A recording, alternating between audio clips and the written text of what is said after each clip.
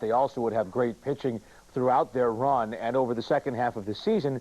Interestingly, it was Jose Contreras who emerged as the most consistent of the Sox starters, and in Game 1 against Boston, he went against a former North Sider, Matt Clement. Well, Matt Clement really struggled. He had given the White Sox a lot of fits when he was with the Chicago Cubs, but for some reason the White Sox took an approach at home plate where they're going to make him throw strikes, and that's exactly what they did, and they hit him pretty well. Jose Contreras, we had a lot of struggles with our pitchers down the stretch.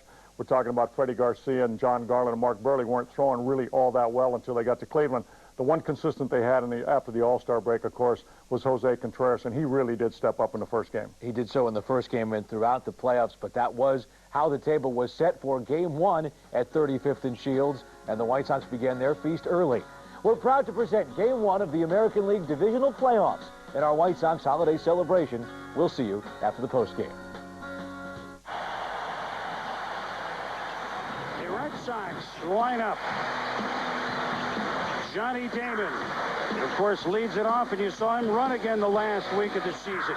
Edgar Renteria is the shortstop. David Ortiz, Big Papi, what hasn't he done? Leading the majors with 148 RBIs. Right behind, in homers and ribbies, Manny Ramirez in left. Trot Nixon, playing against righties, lefties, all of them in right field. Jason Varitek, the captain, who wears that C so proudly behind the plate. Kevin Millar gets the start. He has hit Contreras well, despite the fact that you might have thought Olerud would get in there. Billy Miller, the batting champ of a couple of years ago, hitting 8th. Tony Graffinino at second base, mid-season acquisition, going up against Jose Contreras, 15-7, who's been nothing short of brilliant in the second half. Well, Boomer, you talked about which Sox team will show up. We got to wonder which Jose Contreras will show up. The guy that was perfect in the month of September, he was the American League Pitcher of the Month, or the guy that has struggled in his career against these Red Sox. Well, let's look at the defense, and the White Sox, certainly this is one area where on paper they have an advantage over the Red Sox. Yeah, no question about it. I mean, if you're going to give the Red Sox more than 3 outs an inning, you're really going to be in trouble. So these guys can catch the ball. They're playing good defense and, you know, make the routine plays. You make the spectacular play once in a while, but if you're going to allow these guys to continue to get more outs than they should, they're going to really hurt you. So we're underway with Jose Contreras, a perfect 6-0 in September. You look at a lot of his numbers, and there's the numbers of Johnny Damon, 316. He flirted with a chance to win the batting title for a while. But I think at 316, he didn't have to say excuse me to anybody. Yeah, Rick and I talked to him before the game. He said he feels great. And there's a glove right away by Paul Konerko, hit well by Damon.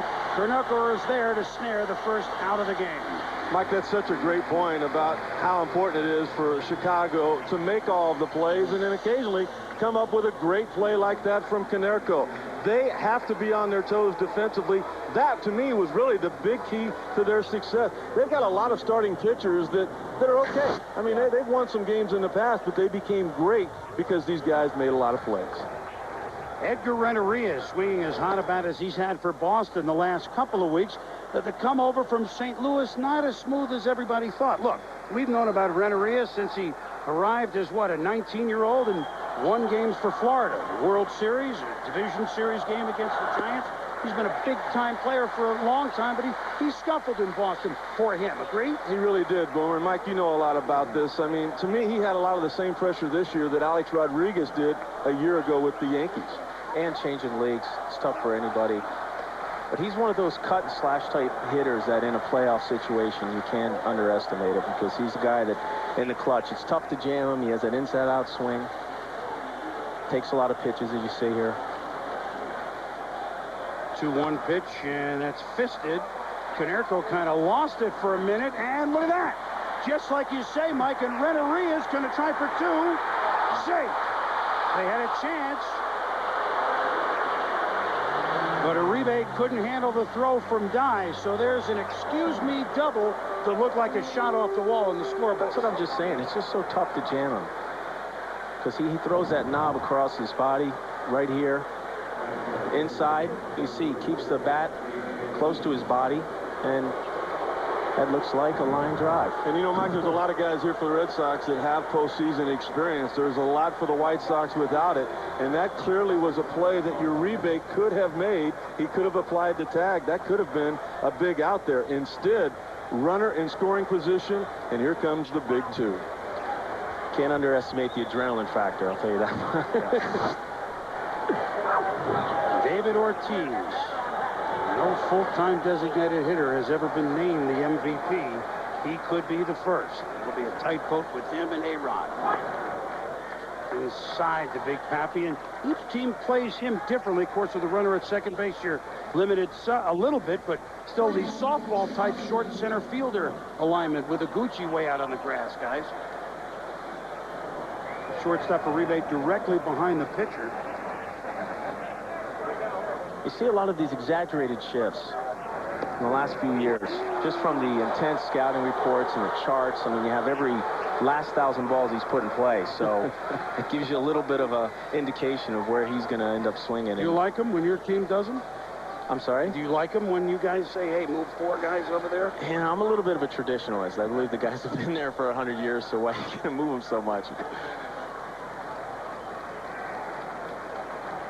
2-0 count to David Ortiz.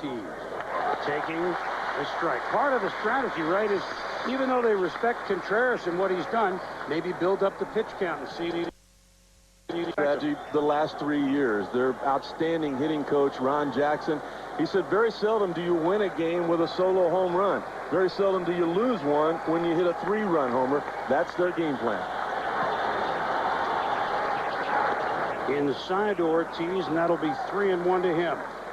Yeah, these guys take a lot of pitches, and they're not afraid to hit with 2 strikes. I mean, that's one of the keys to good hitting. You were talking with Ron Jackson about that before the game. No question. He's done a good job. Of course, it helps to have Ortiz and Ramirez, but he's one of the best. Papa Jack. Those are very coachable guys.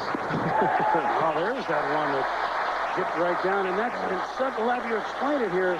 It's not so much the splitter, it's an old-fashioned forkball. Well, he can really get, he uses a softball to get his fingers loose as he goes around it. But Boomer, also what he has added, he's added a straight changeup. He's throwing more two-seam fastballs now than he has in the past. And he's got a slider, not just the fastball. Full count to Big Pappy here in the first. Wow, had him fishing. A big strikeout for Contreras, 2 out. He figured with the base open here, he's going to go ahead and try to expand the strike zone. Right here, 3-2 split, just dropped off the table. Hard to hit, hard to catch. And still, as we mentioned to begin with, hard to see. David Ortiz not normally fooled like that. Now 2 down with a runner at second base, and out of the frying pan and into the fire. There's Ortiz, and now here's Manny Ramirez. 144 RBIs on the season. Mike, you did the same kind of thing, but the consistent production from Manny Ramirez, I mean, to me, just remarkable. He is. He's like a clock. I mean, he goes out there every day, prepares for the game. We saw him watching video before the game in the clubhouse, and knows what he wants to do, knows the pitch he wants to hit. Chopper to third. Joe Creedy. Ooh, he's short-armed it to Konerko, who dug it out. Renteria is stranded. Contreras gets out of it. The White Sox coming to bat in the first. White Sox holiday celebration is presented by your Chicagoland and Northwest Indiana Chevy dealers. Chevy, proud to be official truck of the 2005 World Champion Chicago White Sox. The Chevy Red Tag event is here. Get low prices this season on most Chevy vehicles. Check out the 2006 Chevy Equinox with the highest rating for frontal and side impact crash test, 5 stars. Now qualified lessees get an 06 Equinox LS front-wheel drive for around $279 a month. Residency restrictions apply. Call for details. The Chevy Red Tag event. See red, save green. See your Chicagoland and Northwest Indiana Chevy dealers. Take one final look back at 2005 with Chicago Sports Rewind on Comcast Sportsnet. It's all covered in this hour-long special. The Bulls' run to the postseason, the Illini's Final Four journey, the Bears' dominating defense, Derek Lee's remarkable season, the return of the Blackhawks, and the White Sox Wire-to-Wire World Series Championship. Plus, see each team's top moment of the year. Don't miss Chicago Sports Rewind, Saturday at 7, only on Comcast Sportsnet.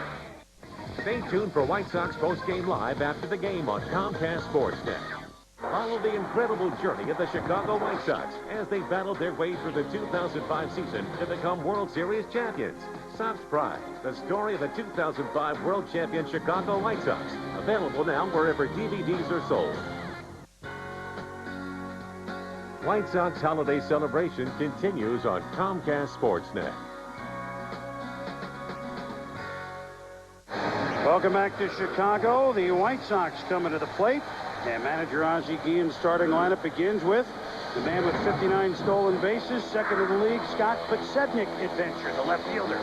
Tadahito Iguchi, a longtime pro in Japan. Excellent first year in the bigs over here at second. Jermaine Dye, first healthy year in about 3 years. You see it, what it meant with 31 homers. Not only Ortiz, not only Ramirez, but Paul Konerko has 40 homers 2 years in a row. Carl Everett, one-time Red Sox, is the designated hitter. Aaron Rowand is the center fielder. He can hit the homers, although that production down this year. A.J. Przinsky in the postseason again, behind the plate with 18 homers. Joe Creedy, 22 homers at third base. And the dangerous and underrated Juan Uribe hitting ninth at the shortstop against the all-star pitcher for the Boston Red Sox. Almost became a White Sox in this offseason. One-time pitched across town for the Chicago Cubs, Matt Clement. 32 starts this year for Clement. He won 22 of them. The Boston Red Sox, when he was on the mound, they've got a lot of confidence in him, and he said before the game he has a lot of confidence in what's going to happen for him today. Seating it on the grass is Miller at third. Cognizant of the wheels of Podsednik. The White Sox are interesting. Yes, they scored 160 less runs than Boston. 169, of course, they gave up 160 less, so you can see the difference in the teams, but how each got there. But they can play small ball or big ball, can't they? Yeah, Scott Podsednik is their table setter. I mean, he gets on base, he breaks up the entire rhythm of the game. Pitcher's always got to be conscious of where he is. He knows he could steal that base. And when he gets on base, Boomer, I don't think there's anybody in baseball, as he does now, that has seen more fastballs this year than Iguchi because of the speed of Podsednik. Well, they hit the by pitch, and so do you anticipate the White Sox? Once upon a time, that last home World Series game that they won, they were the go-go White Sox. Will we see go-go from Podsednik? You know what? That was their key all year long, Mike. I think he has to, and like you said, with Taguchi behind him, he's getting a lot of heaters, able to let him steal the base, take a pitch. Clement is pretty good, pretty quick going to home plate. We know Veritek's got a strong arm. He does not have a great pickoff move, so I look for Podsednik to get out there as far as he can. Tadahito Iguchi, and time is called. John Hirschbeck is the home plate umpire, the crew chief. You'll see Clement here. I mean, he just wants to break up Podsednik's rhythm. I mean, he doesn't want to get him a running start. He's going to utilize the hold, step off.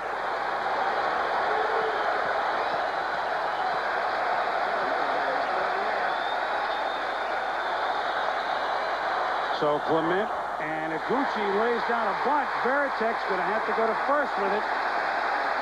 And very good strategic small ball played by the White Sox. Yeah, they're breaking that out right away. Get the runner in scoring position. You know, it tells me, too, that they've lost a little bit of confidence in Podsednik and the stolen base. You know, several of them this year down from last year, but he had a leg injury right about the All-Star break. He got thrown out a lot, and I think Ozzie Guillen said, you know what? We've got a lot of momentum going right now with our team, with this crowd. Let's just go ahead and put him in a scoring position and let the big boys come up and hit.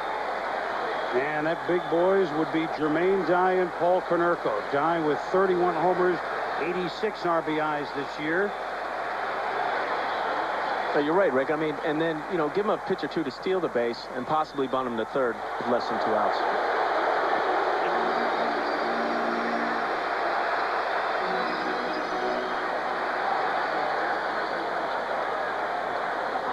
And again, the step out. Sednick, you know, 17 of 18 times successful when he goes for third. We'll see.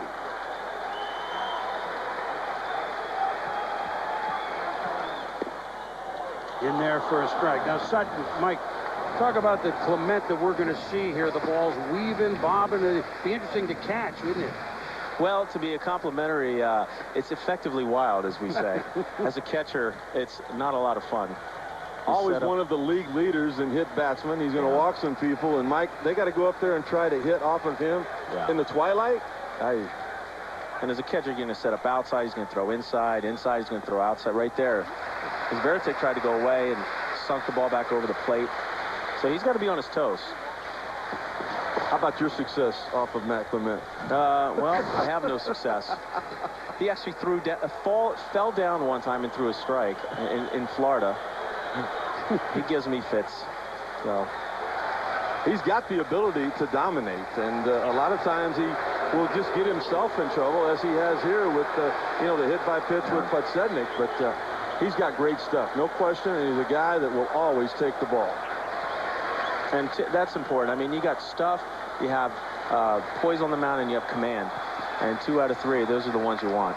Dye hammers that foul. Just in case you were wondering, Mike, we come with everything here. Let's see. Mike Piazza against Matt Clement, 4 for 24, 8 Ks. Sorry. You don't have to tell me that. Sorry. I got it right here. Hey, Boomer, do me a favor. Let's don't go with his career numbers against me, all right? Let's just... Both Dodger Rookie of the Years. I thought you guys had a code here, you know? It's a fraternity. I thought we were tight, too. He got on my tie. I'm getting on his coat. Nice tie. I like that tie. That's what you were wearing behind the chest protector all these years. Exactly. Now,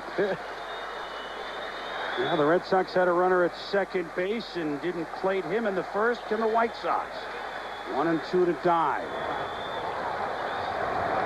And there's another hit by pitch. Wow. How about building a rally? 2 hit by pitch and a sacrifice. Mike, just like you talked about, as we take a look at the replay, you can see Veritek sitting on the outer half. He moves out, and look where it ends up. 16 times he hit batters this year, second most in the league. Yeah. His stuff is erratic stuff, and to be effective, he has to have some sort of command as to what side of the plate. I mean, you split the plate in thirds, and that's going to make a day tough for him, especially to this lineup, because they are a very underestimated lineup. Only 2 men have hit back-to-back seasons of 40 or more home runs for the White Sox. The man that threw out the first pitch today, the injured Frank Thomas, and the man at the plate, Paul Konerko, 40 this year. There goes Sednick. Veritek with the throw. Safe.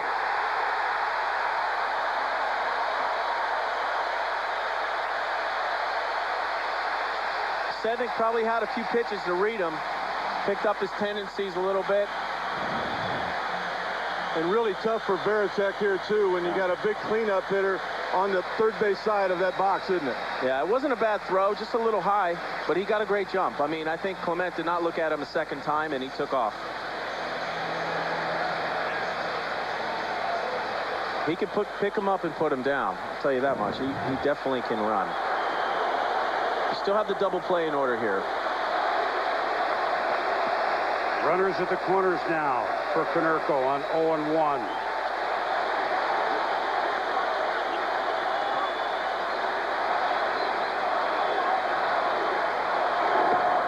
Yeah, I'm looking out there. That shadow is still to get about another half inning. This may be it for at least ball in sun leaving pitcher's hand and ball in shadow at plate. That is tough and tough to see. And then on top of that, with Clement's effectively wildness. Haven't been out effectively wild thus far. Ineffectively. Yes. Born to be wild. 2-1.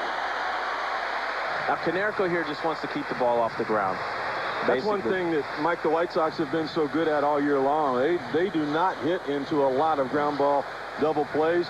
What's the key to that? Do you look for something up? Look for something? Do you go the opposite field? Yeah, I'm always trying to look opposite field here. Trying to recognize the pitch, not anticipate a certain pitch.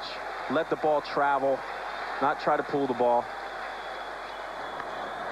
Ball is traveling down the left field line. Just foul. Wow.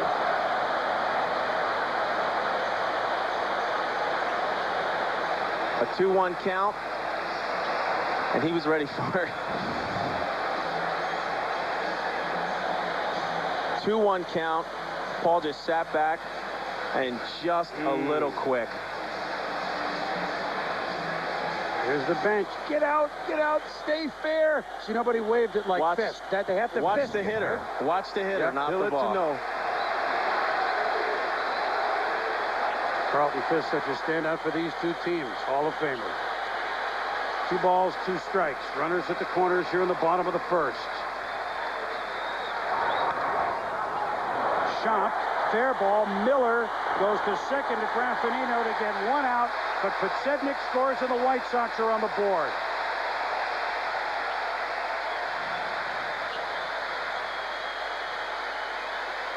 Working with us today, down on the field and in the stands, is Aaron Andrews. Aaron? Well, Boomer, you can really tell these Chicago White Sox are underdogs, can't you? Well, that's what they're playing with, the no-respect mentality. Ozzie Guillen says we are underdogs. He said we've been in first place for much of this whole thing, but you haven't even noticed because when you are the White Sox, you have to accomplish something or you're not going to be in the spotlight.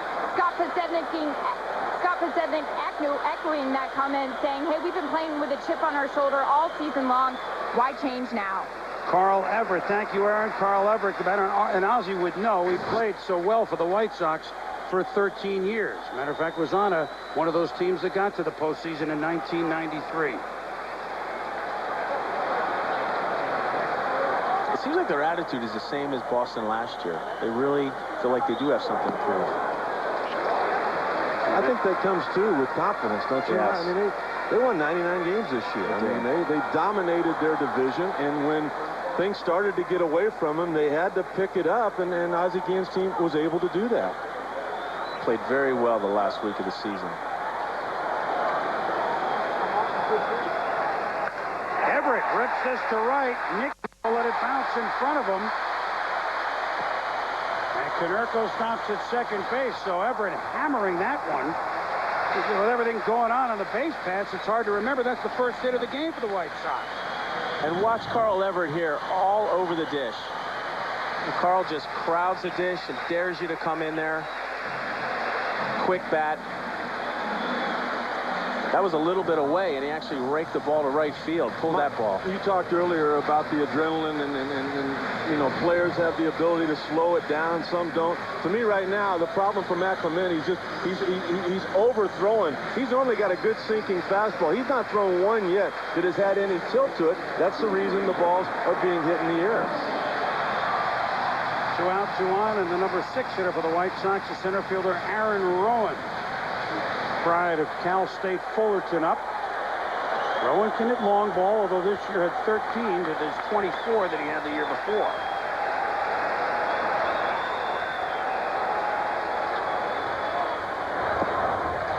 That misses. You can't forget the play that Billy Miller made there on the ground ball that was hit by Konerko. If he takes the easy route and goes to first, that base hit by Carl Everett would have been another run for the White Sox. Now I think this would be a huge break for Boston if Clement can get out of this with just 1 run. Miller, one of the best fielding Red Sox, without a question. Gets overlooked all the time for his defense.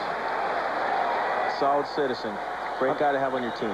150 games this year, Boomer, and only 11 errors for Billy Miller. And that's a difficult infield that he has in Boston to deal with. Another thought on Miller. I just have a hunch he's going to have a big series. You know why? Because he's at third, and the first base umpire and the umpiring crew is Bill Miller. I just think there's some karma there. There's some analysis for you, all right? Well, we're going to do a little analysis right here with pitching coach Dave Wallace coming to the mound. And he's taking as much time as he possibly can because what he wants to do is for Matt Clement to slow things down right now. What does Varitek talk to Clement about now, Mike? Well, Johnny Roseborough, my first catcher coach, told me when you're in this situation, you just want to go out. He said, let the breeze blow a little bit. Try to settle him down, calm him down. and, you know, change his mechanics. He's obviously reaching for the ball. He's not letting his ability, he's not letting his body deliver the pitch. He's trying to force the pitch. Same thing with hitting. They're very similar. You have to sit back and trust your ability. If you just keep that same tension on the baseball or on the bat, you give yourself a chance.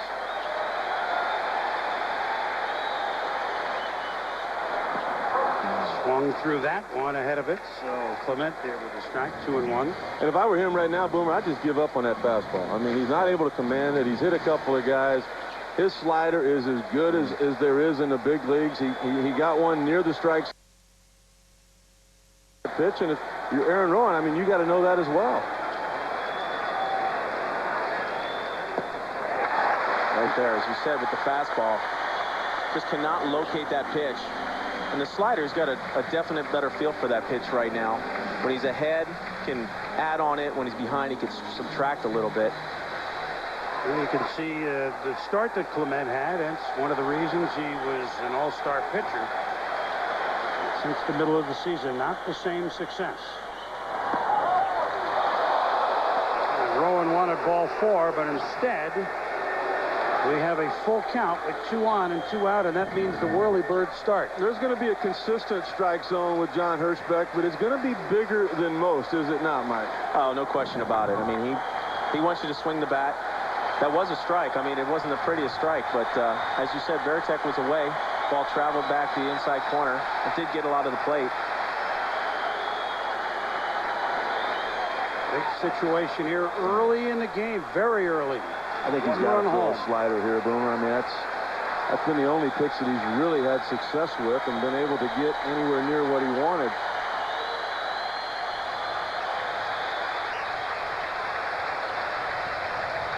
Everybody moving. Ball flared into left center field. Konerko will score. Everett to third. Rowan delivers. 2-0 Pale Hose.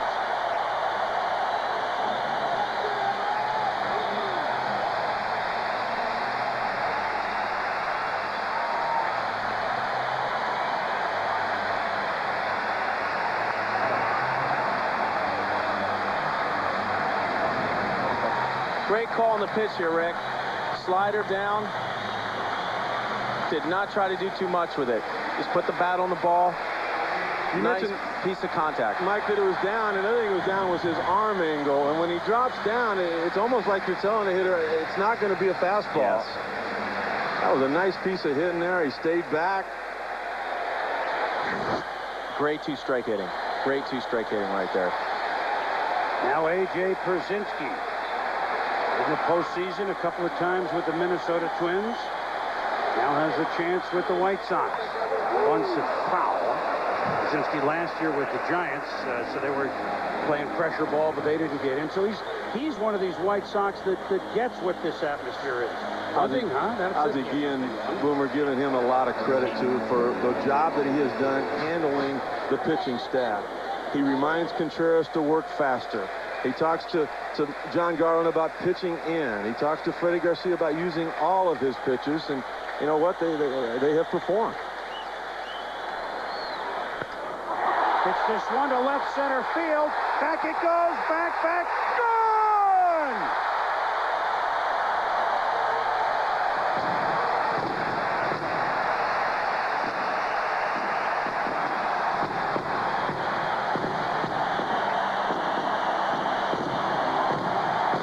Boy, what a first inning here for the White Sox. A 5 spot against Matt Clement in Boston. You wouldn't know that Chicago hit more homers than Boston. Just one more. That was a big home run by Pierzynski. Boomer, they come in on a roll. They won their last 5 regular season games.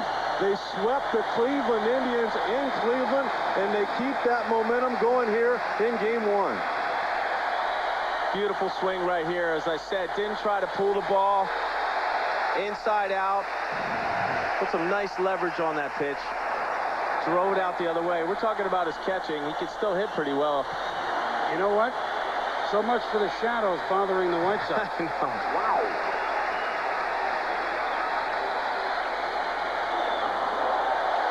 Joe Creedy, the 8th man at the plate here, has looked at 2 balls from Clement. So Brzezinski, who had 18 homers during the season. Boy, that was a tattoo. About 385 the opposite way. How about that? You hit a big home run, you got to slap the tools back on and get back out there and catch. Never happened to you? No. Only 397 times? I want to stand around and look for the red light on the camera and kind of smile. Got to go back to work. And then up high, 3-1. Well, we showed you the numbers. The last 5 starts for Matt Clement. 0-3 with an ERA of 7.20, and now you tack this on, and really it began with 2 hit-by pitches. Veritek sheds the mask. Boy, that's up there for a long time. Freedy pops out, but what a first inning for the Chicago White Sox. 5-0 after 1.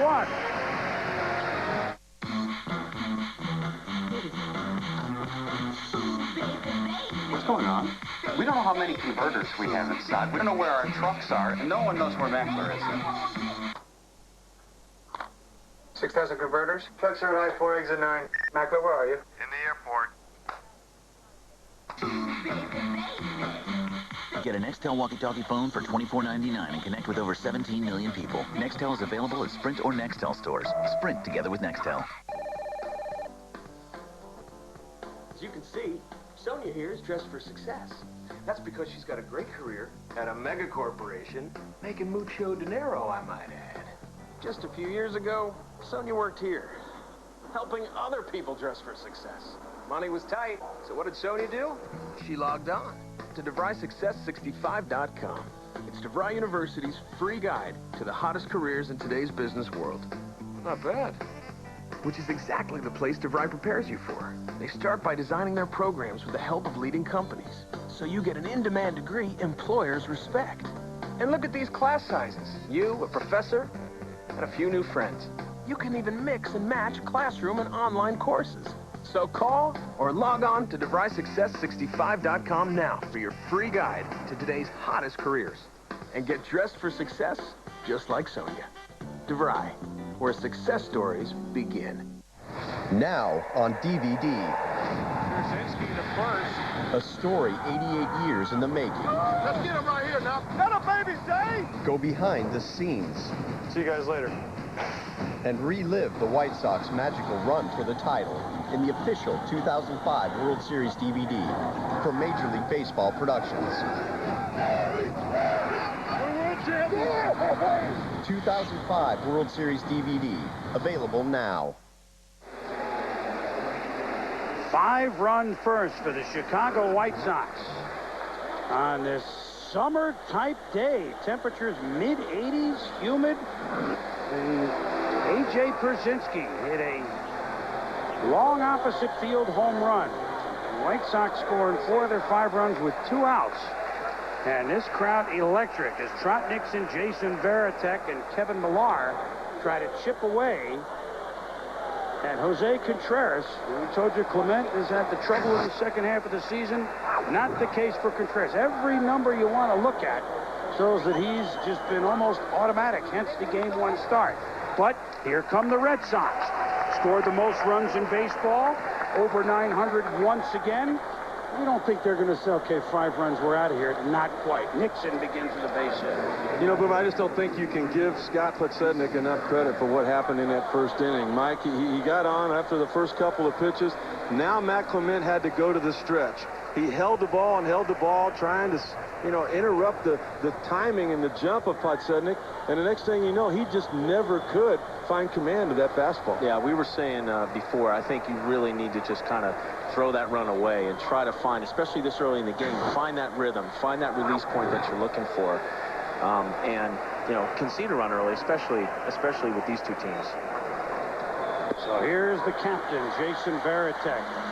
In there for a strike is Contreras. Again, his last loss, August 15th.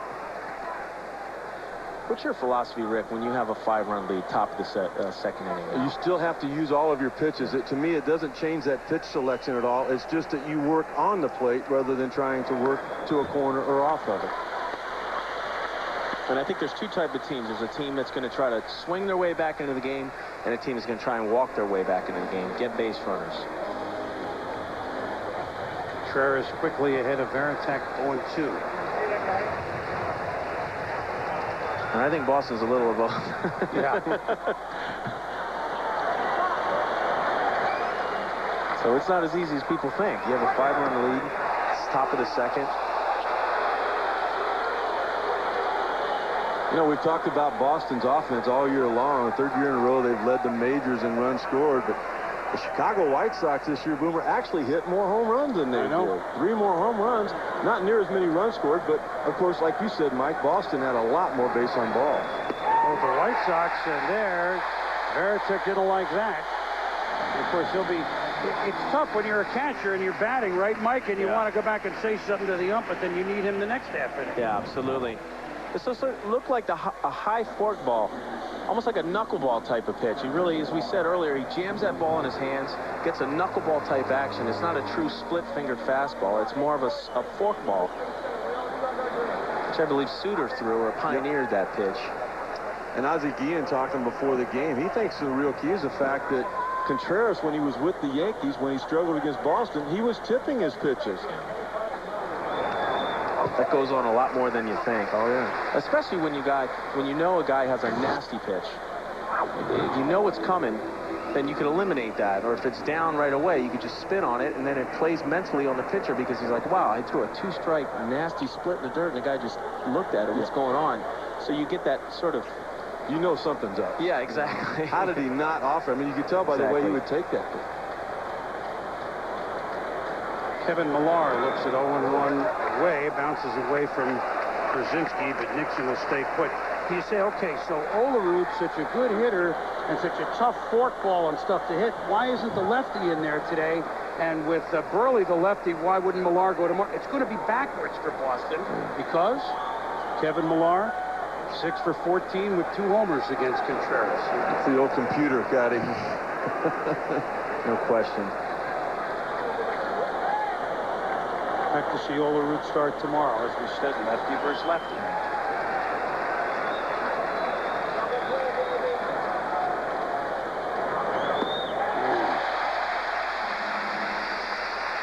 I don't care if you hit from both sides of the plate at the same time. That's a tough pitch to hit. No, absolutely.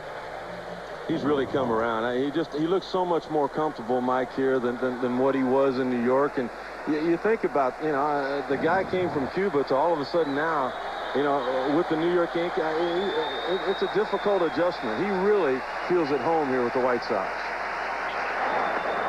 Way to Millar, holds off that one, 2-2.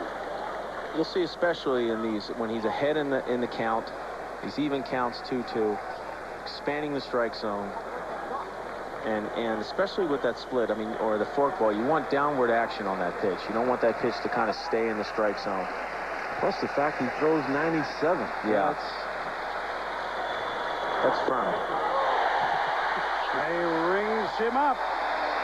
And Millar will have a word with John Hirschbeck. Mike, that strike zone is going to stay big all afternoon. Both teams knew it, though, coming into the game. That looked like a 2-seamer. Actually turned the ball over a little bit. Had a little sink on it. 94 with movement. Yeah. That's a great arm. He's always had great stuff. Now Bill Miller, who has had success. Most of these Red Sox have had success against Contreras in his life, primarily as a New York Yankee. Contreras against Boston, if you want to look it up, 2-4, an ERA of over 11. That's some other years, but feel good about it, but they're looking up at a big deficit, 5-0. They're looking also at a big guy out there at the mound. 6'4", 245, and Miller holds off. Krasinski's pretty much doing everything right now. I'd say he's got to be the front runner and our player of the game, huh? That's a great job there. You to go out on a limb like that already? All right, now. You know me. I've been known to change my opinion. Yeah. Nice block there. You see, turn the glove over. Didn't get stiff. Try to get like a pillow. You know that ball's going to hurt, but you have to relax. and not get tense, because you get tense, that ball's going to bounce off you. Good eye there. Miller backing away of that. Nixon's at first. Miller can work his way on. You never know. You have to get 5 in a hurry. You get something.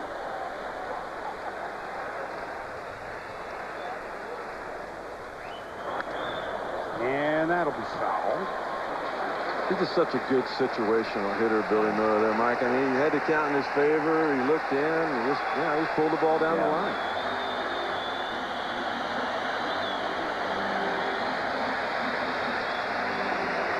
Yeah, you're trying to get something, you're trying to ignite the team, you're trying to get the offense going. Big hit, walk. We always have an expression in the dugout. Don't help him out. Don't help him out. Don't expand the strike zone. Allow him to make good pitches. Crowd getting to its feet on the 2-2 pitch.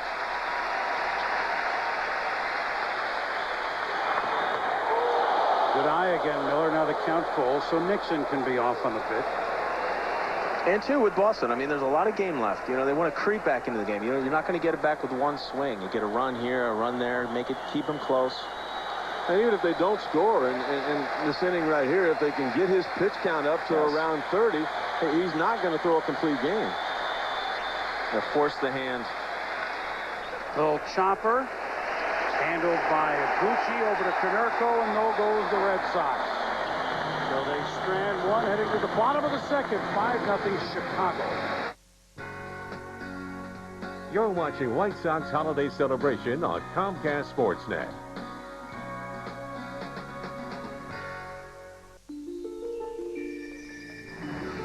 The Chevy Red Tag event is here. Get low prices this season on most Chevy vehicles. Check out the 2006 Chevy Cobalt LS with an EPA estimated 34 highway miles per gallon. Now, qualified lessees can lease an 06 Cobalt LS Coupe for around $139 a month. Residency restrictions apply. Call for details. The Chevy Red Tag event. See red, save green. See your Chicagoland and Northwest Indiana Chevy dealers. Push me, and then just touch me, till I can get my satisfaction.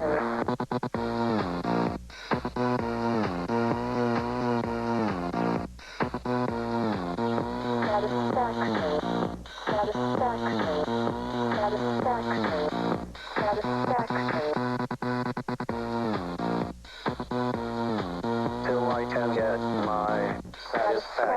The highly accredited staff at Teddy Bear Daycare has provided a warm, caring environment for the last 33 years. Infant care, toddler care, preschool daycare, and kindergarten. We have a program dedicated to nurturing your children through all the stages of their young life. IDHS and public assistance are accepted, so call today. Are you a child care professional? Come join our team. Teddy Bear Daycare has 6 locations. For the one nearest you, call 1-800-304-KID1 or visit us at teddybeardaycare.com. I'm sorry.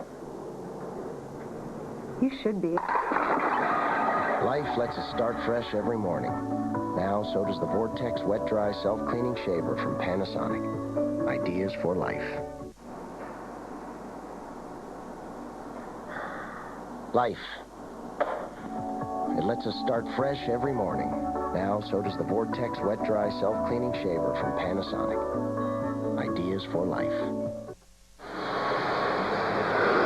Chris Berman, Rick Sutcliffe, Mike Piazza, Aaron Andrews with you here at U.S. Cellular Field in Chicago. The White Sox scored 5 times in the first swing, and at the first pitch, Juan Uribe. Good hitting shortstop. And it's handled by Graffinino at second base. 1 pitch, 1 down, and that's a sigh of relief for Matt Clement. Oh, it is, but here comes the guy that started it all in the bottom of the first. Back to home plate again, Scott Podsednik.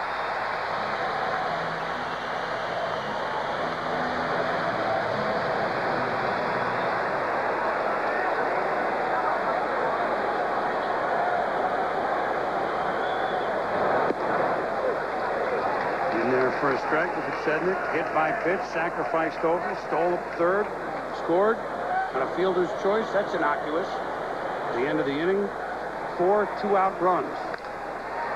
To center field, Damon won't get it. Podsednik aboard the second time. Down to Aaron Andrews. Aaron? All right, guys, I'm here right now with the big hurt Frank Thomas. I know you'd love to be out there right now, and we'll get to your injury in just a minute, but put a 5 spot on the Boston Red Sox. Your thoughts about that? That's great. Like I told people, this team went through a lot the last 2 weeks of the season. That builds character. They got hot at the right time at the end of the week and rolled into the playoffs. And this time of the year is normally the hot team's going to win this thing. There's a lot of talk about how Contreras would handle this first start. What do you think of him out there so far? Oh, he's been great the whole second half. He's found a home here. He's more relaxed. He's always had that excellent stuff, but now he's put it all together, and he's happy, and he's comfortable, and he's pitching like he's capable. A lot of people were wondering how the White Sox would handle the pressure because they haven't had experience like the Red Sox. You've been in the playoffs before. What have you told some of these guys? Well, you know, with Ozzie, he's made things so loose with this team all year long, and it's been a total team effort. From day one, it's been all about the team. So these guys have really put it together and played as a team, as a unit all year, and that's why we had the success we've had. You missed a great part of the season with that ankle injury. You got a cast on right now. Can you give us an update on what's going on with you? Right now, everything looks great. The X-rays look wonderful. I'm probably 2-3 weeks from getting out of the cast and start my rehabilitation, and that's going to be key for me. But I'm going to be here with this team, and we'll help through the end here. Hopefully we can get a World Series championship this year. You threw out the first pitch. Ozzie was wondering how would you rate yourself? That was pretty good, a little high. But that's the most nervous I've been in a long time. I thought getting hit was a lot of nerve-wracking thing, but throwing out the first pitch was great. You take care of yourself. Thank you. Pleasure, Aaron. Thank you. Guys. Aaron, Frank, thank you very much. Well, maybe if they have bullpen problems, Frank can work out of there, huh? He wants to play next year. You know, he was telling both of us that before the game. I mean, he's determined to come back, and well, what an offensive player, Mike, he's been throughout his career. Oh, just a force. Look at his size. Started swinging the bat with a lot of authority the last couple of years. Back the way he was. Bluffing is Podsednik at first, and Gucci fouls him. That's what we were talking about earlier. I mean, just the speed of Podsednik at first base. I mean, Mike, what a great pitch that was for Gucci to take a swing at it. Oh, right down the middle. Pulled up. Look at his expression. He knew it. I missed my cookie. That's what we always say.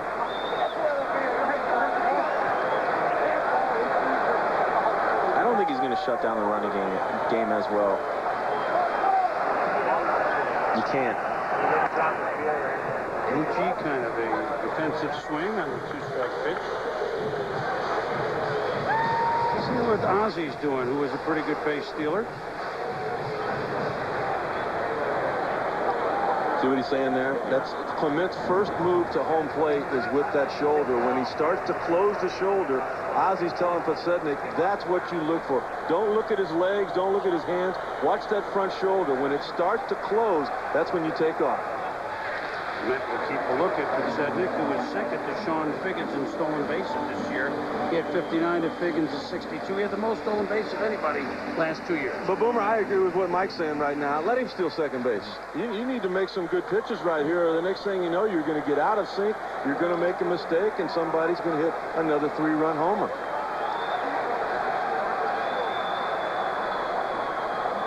There he goes. Varitek throw. It's a good one. Gone. Well, he just stood up and fired. And that was even a high throw, so that got down there in a hurry, Mike. Well, if the ball got to home plate in a hurry, Mike, wouldn't it? It's a high fastball, pretty good pitch to handle. Not the greatest jump in the world, but Jason right there just took his time, made a nice throw. See, not a lot of motion on Jason there. Let the ball travel. You can't go out and get the ball fast, and the ball's going to come to you, and he stood back and used his legs and made a beautiful, beautiful throw to second. You know what? Can you get in a base-stealing slump? Yes, it's called late in the year and you're tired. 9 of his last 23, not including, and he's 1 for 2 today. Well, sure. I mean, you know, it's like anything. It's any athletic movement, any pitch, anything. You have to be able to throw, let it flow, and I think he's just a little mechanical right now. And as Ozzie was trying to get him going, you know, look at his sign. Every pitcher has a tell when he's going home and when he's going to first base. It could be the shoulder, it could be the back heel, it could be you know, his hips. DeLon DeShields told me he used to look at the guy's rear end. Every time he looked at you know, in a certain movement, it would be coming to first and obviously going to home. So he's got to get back to that sign that helps him. Ball hit well by Gucci, and Damon sliding makes the grab. And Clement survives inning number 2. We played 2 here in Chicago. 5-0. Chicagoans love their pizza. That's why you come to Giordano's, some for 30 years now. We use only the finest ingredients to make Giordano's famous stuffed pizza, our equally famous thin crust pizza. Plus salads, pastas, sandwiches, and more. Come on into Giordano's and celebrate 30 great years with us. Giordano's famous stuffed pizza. We made it good, you made it famous.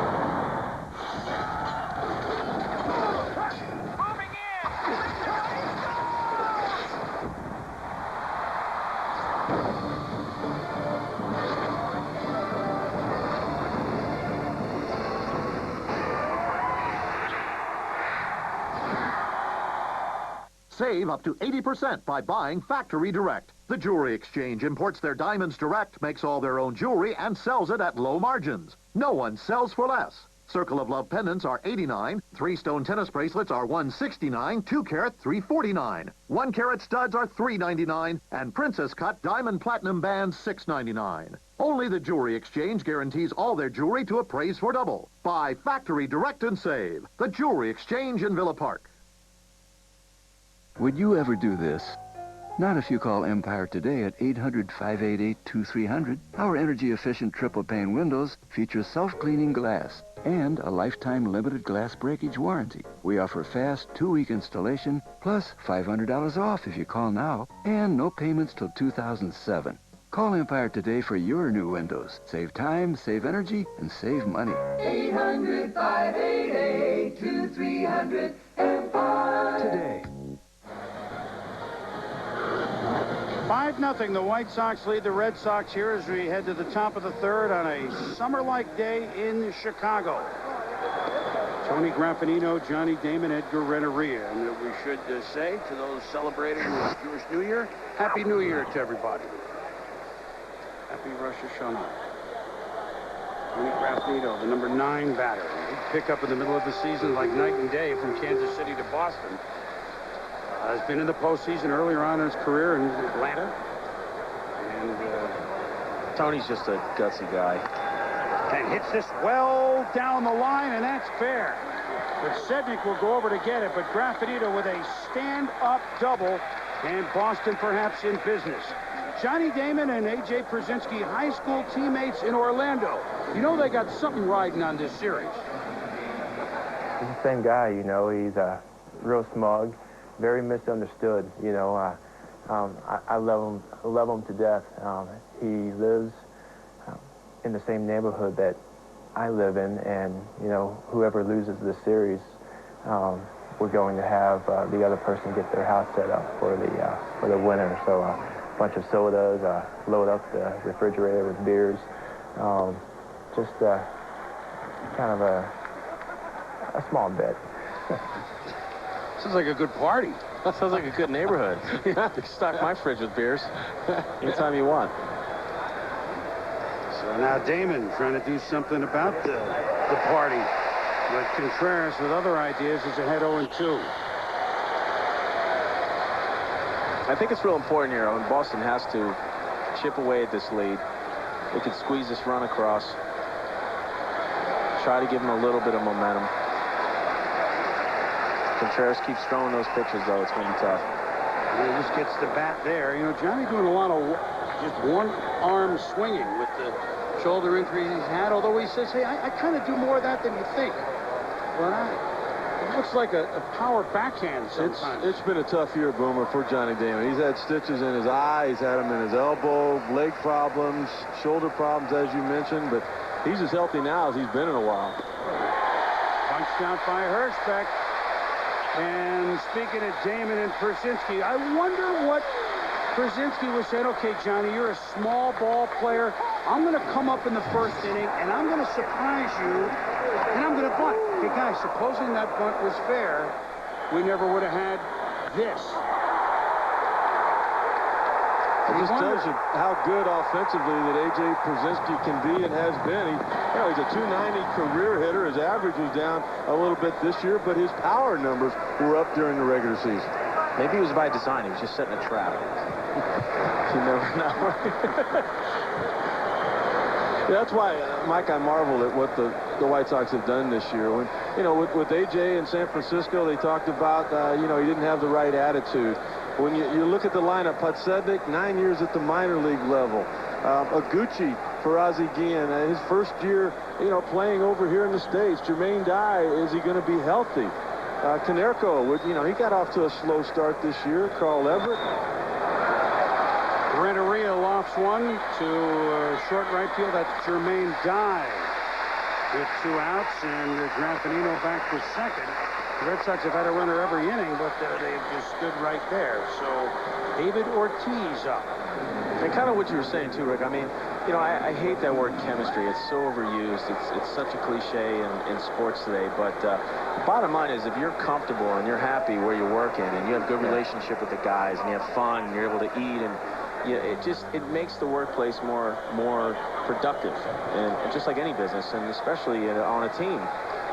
You know, and going into that clubhouse today, as we all did before the game, what a great coaching staff Ozzie Guillen has put together to communicate with players. Joey Cora with some of the young Latin players. Harold Baines, one of the best guys on earth. Don Cooper, the pitching staff raves about him. And, you know, Harold Baines, I mean, that guy's a winner. Yeah. I mean, he's a terrific hitter, a terrific player, and you know, there's a lot of young players that can go to him for help. Tim Raines, Greg Walker, they're all were White Sox. They all are vestiges of good times in the past. They've been on teams that got the postseason. White Sox don't make it often. Coaching staff is very important. Ortiz, with the shift, it's going to make it tough, and Uribe can't handle it. With that shift, as good an arm as Uribe had, he knew he had to hustle, would have had to turn, and what did you say, Mike? Huh? That's what I was saying. I mean, the shift, obviously important. You have the tendencies on the hitters, but you get a regular ground ball to shortstop off the end of the bat, and look where he has to go to run to catch his ball. All the way across the field, and then throw across his body to first base. So even with David Ortiz running, it's still a tough play. He's playing a regular position or even a shaded position. He can come straight in on that ball and make that play. And this for Boston Boomer is so good offensively. Now look at who's at home plate. Yeah. I mean, one mistake from Contreras, and the next thing you know, Boston could be right back in this. A bunch of homers the last week and a half for Manny Ramirez. 3 the last 2 games over the weekend against the Yankees. 2 on, 2 out. Red Sox trail 5-0, but here's Ramirez. Broken bat. Creedy over to Aguchi, and they get Ortiz, and so much for that rally. Contreras stymies the Red Sox again, 5-0. The Chevy Red Tag event is here. Get low prices this season on most Chevy vehicles. Check out the 2006 Chevy Trailblazer 2-wheel drive with more standard horsepower and better fuel economy than Ford Explorer. For qualified lessees, get a low-mileage lease on an 06 Trailblazer LS 4-wheel drive for around $289 a month. Residency restrictions apply. Call for details. The Chevy Red Tag event. See red, save green. See your Chicagoland and Northwest Indiana Chevy dealers.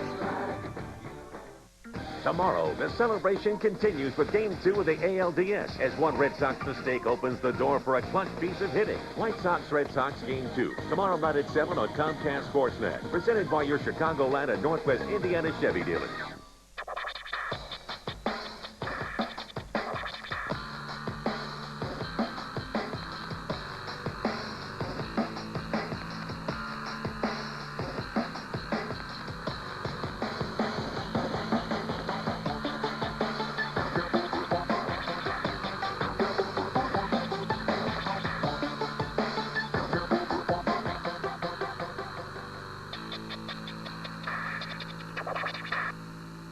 Get the inside story with ComcastSportsNet.com Sports Extra and Sports Blast emails. Learn the latest programming info, read special feature columns, and be the first to know about breaking news.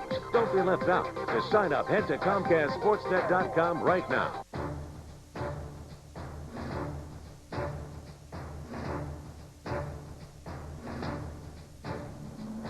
For the very first time, Major League superstars will have the opportunity to represent their flags. 16 teams competing for pride, glory, and the right to be called the best. They'll be there for their countries. Will you be there for yours? The World Baseball Classic. Baseball spoken here. We now return you to White Sox holiday celebration on Comcast Sportsnet.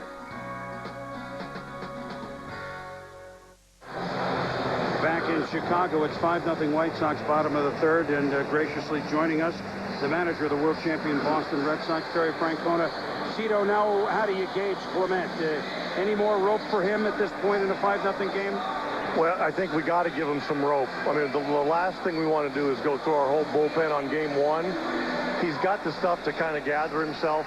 I mean, we don't want to let them extend this lead much, but the best thing we can do is have him find himself and get it right, and then we can start using our bullpen to try to win the game, not just to get through innings. Terry, has your hitters been talking at all about the shadows with the fork ball of Contreras? How difficult is it to see right now? Yeah, I've asked a couple of the guys, and they don't seem to think it's as much of an issue. I mean, I can't see it from in here. When the ball is hit, I'm losing it, but they don't seem, he's made some good pitches. I don't think it's so much a shadow right now. Do you think that you've seen something in Contreras that makes you think that maybe you worked some pitch counts, which Manny didn't do, that you can hack away at him? You know what, Boomer? He's seen fastball and then a split, and he's seen both of them, and he's a smart enough hitter. He just hasn't hit them. What I've seen enough is in our team that we'll keep playing. We know that. We've all seen it. Thanks, Terry. All right, guys. Very gracious, just a good fellow, whether he's up or down, and make no mistake about it. I know, okay, for 5 months of the season, it was a party in Boston. They finally won. I mean, they're in first place, etc. But this was a 162-game grind, and he said he had about 12 hours to enjoy the whole season, you know, not getting in until he actually had 4 innings. The Cleveland score with the White Sox actually did them the favor, was a final with about, 4 innings to go in the Yankee game, and he said he didn't know how to act, right? We were talking to him before the game. It's just like somebody kicked him in the stomach and said, hey, relax, will you? Enjoy the hour. Tough. And that demeanor, that attitude comes across on the team. He's not in panic mode right now. He knows his team could come back. Meanwhile, Matt Clement, we heard what he said about Clement. He's got to give him innings. Yep. Because look, the way it sets up, if it goes around the horn, that'll work again. You don't want to... Yes. Right? Well, it's twofold. You want to continue to get these innings, these innings when you're behind. And you also want to give him something positive to go out on when he does come out of the game. Because again, if it goes 5, that would be who they would see again. Plus, let's face it, as Tremaine Dye fouls it, Boston's bullpen is not deep. It's not the kind where you got 5 or 6 guys that are, you know, they patchwork that all year. Yeah, I think it's been their big problem all year long. Last year, particularly in the postseason, Keith Falk was so good. And they have basically been without him all year long. Mike Timlin now the closer, but then you take Timlin out of the setup role that he was so good at. Not as good as a closer. Remember last year, Alan Embry was a pitcher for them. Had trouble for really the 4 months in Boston. Now a member of the Yanks. Schilling went back there. Now he's the starter. We'll see Schilling in Game 4. They're going with Jonathan Papelbon as almost the setup, or one of the 2 setup guys. Boy, hearing them talk about Papelbon before the game, they have a lot of confidence in him, Boomer. Dye lifts this way up in the air. Back goes Manny Ramirez in the sun. And he grabs it just in front of the track. You know, Boomer, we've talked about Matt Clement being in the All-Star game, off to a great start for Boston, and what really turned his season around was in Tampa Bay. Mike, we remember this. Crawford's up, and I mean, that's just, oh, look how far that ball goes, and just, to me, remarkable as we look at Matt Clement being carried off the field after that ball game, that he's even back pitching right now. Yeah, it shows a lot of guts, a lot of intestinal fortitude. Because invariably, you're going to shy away from contact. And that's going to affect your mechanics. You're not going to be able to release the ball where you want to. You're not going to have that follow-through. You're going to feel exposed. And it just takes a while to get over that anxiety. And he's talked about it. He is going to change his mechanics over the winter. It's impossible to do during the season right now, but he finishes off to the side. That big leg kick, he's got a lot of power in those legs. He pushes off real hard, but it kind of leaves him open to anything that would be hit back up the middle again. And Boomer, I don't care who you are, it's going to change things. 1-1 to Paul Konerko, who drove in the first run with the fielder's choice. Just missed a 3-run home run earlier. You know, oddly enough, for Clement, his season, I don't want to say went south, but it was not the same as the first half. Boston, starting that game, won 14 of 16. Oddly enough, how that they rallied at the time. That was their best hot streak of the season.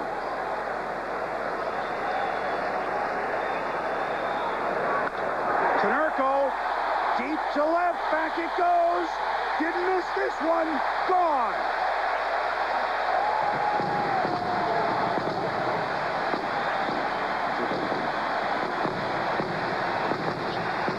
We told you at the outset, like Big Papi and like Manny Ramirez, Konerko's had 2 straight seasons of 40-plus home runs.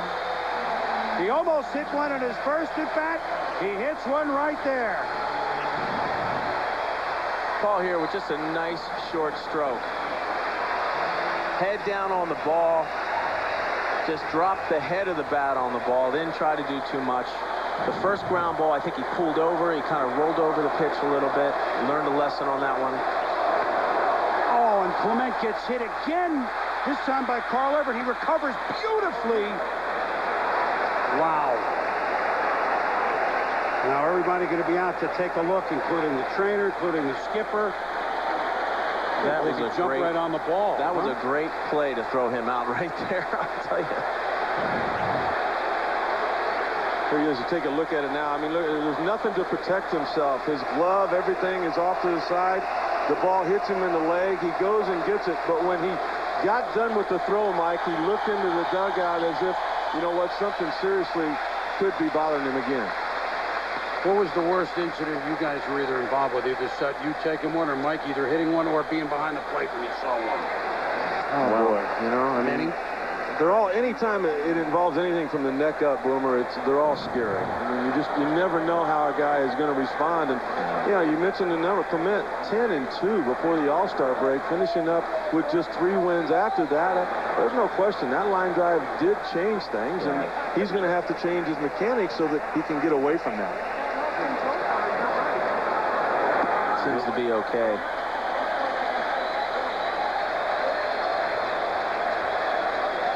He says, I'm fine. Yeah. As we were talking earlier about his release and being in a ready position, not only does it allow you to make better quality pitches, but also to field your position. And you, Rick, you know as well as anybody, if you can field your position, once you release the ball, you're an infielder. And when you've got a guy like Clement, his out pitch, his best pitch is that sinking fastball. Boomer, he's going to get a lot of ground balls. You'd like to be in a position like a Maddox or a Hampton to be able to do something with it. Aaron Rowan singled and was aboard A.J. Przinsky's 3-run home run in the first inning. Just watching that last pitch, Mike, I mean, that's not the normal finish of Matt Clement. Watch what happens as he throws it. He knows he leaves it there. Look at, see how he flinches right there? Almost short-armed it a little bit. Exactly. Certainly can understand it. Oh. Yes.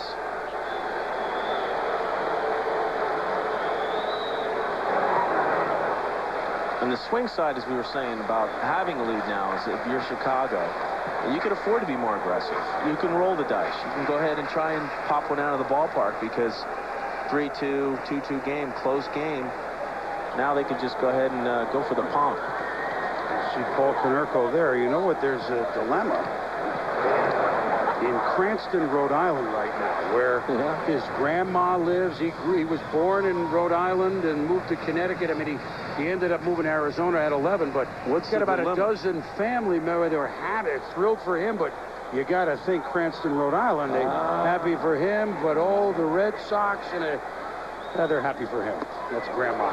Blood is thicker than mud. Yep.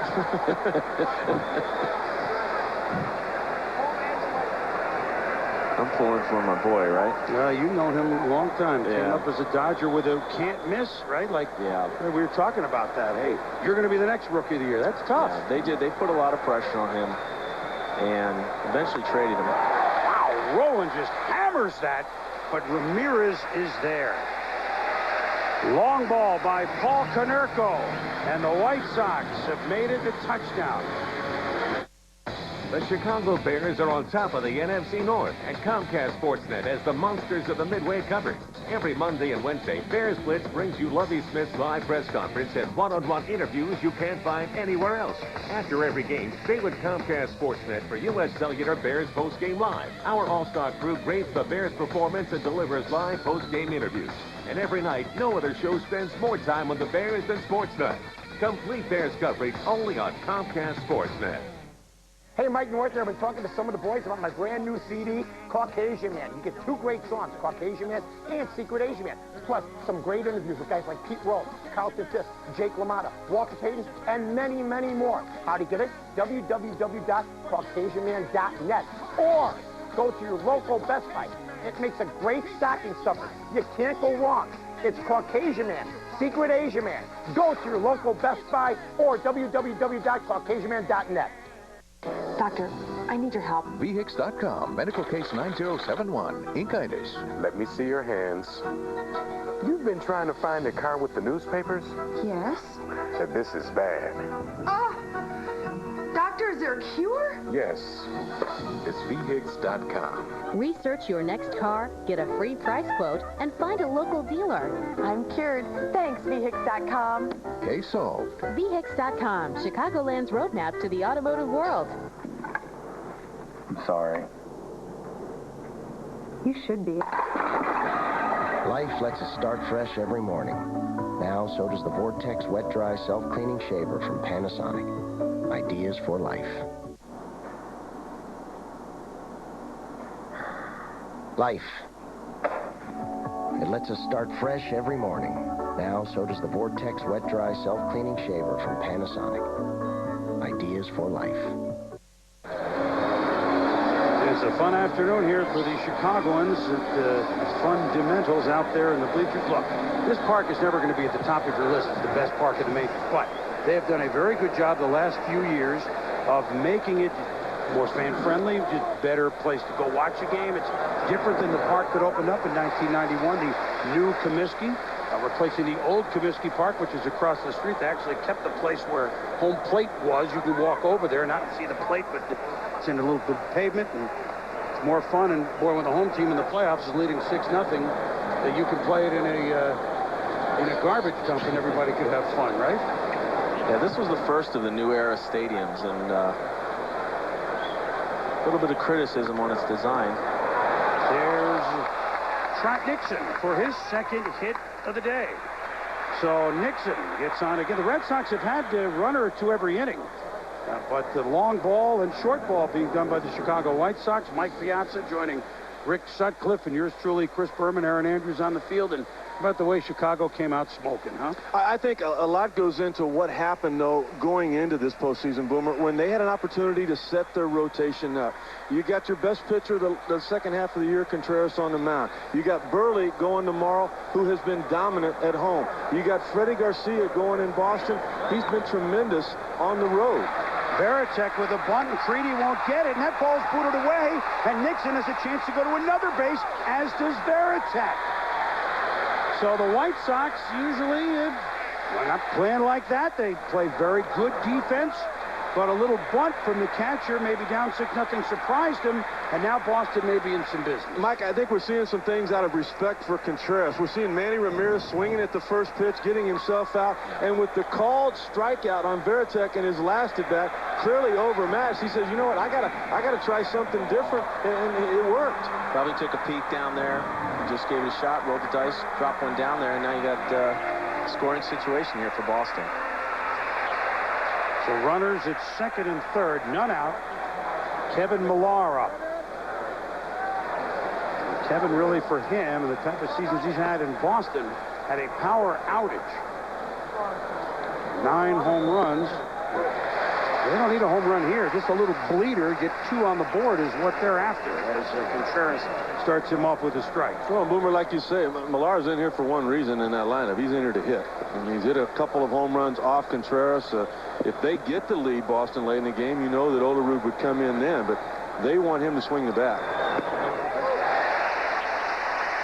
Contreras right there throwing him two seamers on the inside part of the plate. As we try to say, as we try to speed him up a little bit. Get them thinking on the inside, and now you can go ahead back away out of the strike zone. Chicago here obviously conceding a run. They need outs.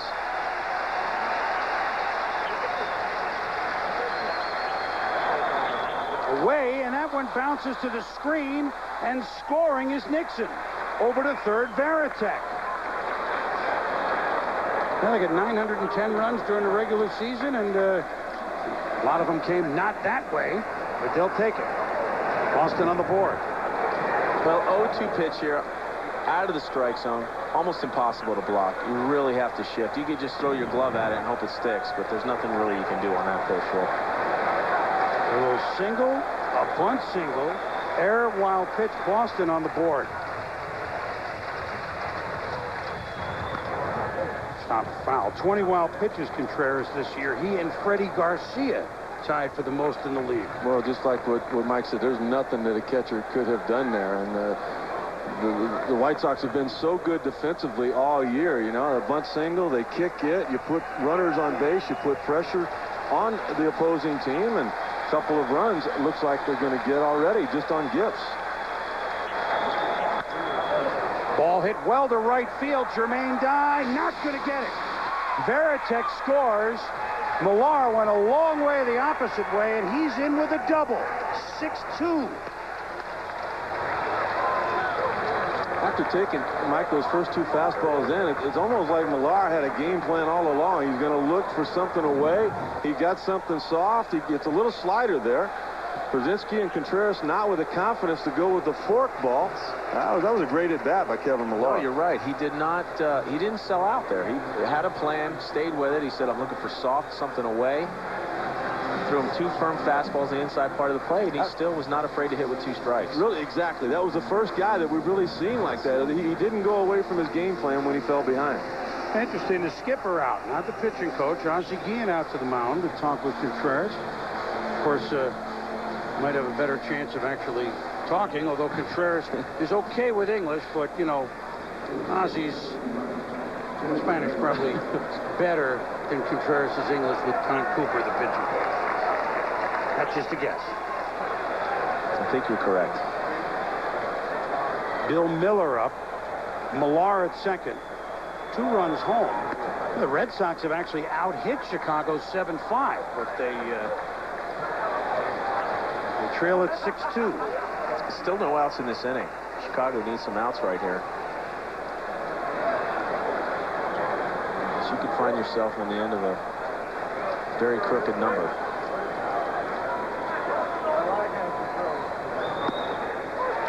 Miller did not offer in there for a strike on the ball. Ozzie talking before the game about, you know, no one thought that Contreras would be his #1 guy. And the thing that he constantly has to remind Contreras of is the fact that you've got to be aggressive. And for Contreras, Mike, that means to use his fastball, and that's what he did on that last pitch. Hit hard by Miller, and they're going to try to get the lead runner, and they do it. Wow, with Gucci over to Creedy, and I think Millar was surprised as anyone. Boomer, it's just really frustrating when, Mike, you can't run, you know. he does the right thing here. The ball was hit behind him. A great piece of hitting by Bill Miller. He's going as hard as he can go. He can't get there. He still short hopped the throw, but saw that he didn't get a great jump off the bat. The ball was hit very firm. Great play to dig it out and tag him out. What are you doing? Yeah, way to go, kind of. I think he just saw that ball going past the third base into the... With all the other things that have happened defensively this inning. We'll take it. Tony Graffinino up. He said that he had postseason experience as a youngster with Bobby Cox and the Atlanta Braves. His last postseason appearance was here with the White Sox in 2000. A series that you and I did, Rick, and the White Sox were swept by the Seattle Mariners. I think the White Sox already have more runs in the first 3 innings than they did in those 3 games against Seattle. Offensively, they just were shut down by Lou Pinilla's team. I think Boston's impressing me here with their approach as well as being aggressive. They could take pitches, but also put the ball in play and find those spots if they need to. Fouled away.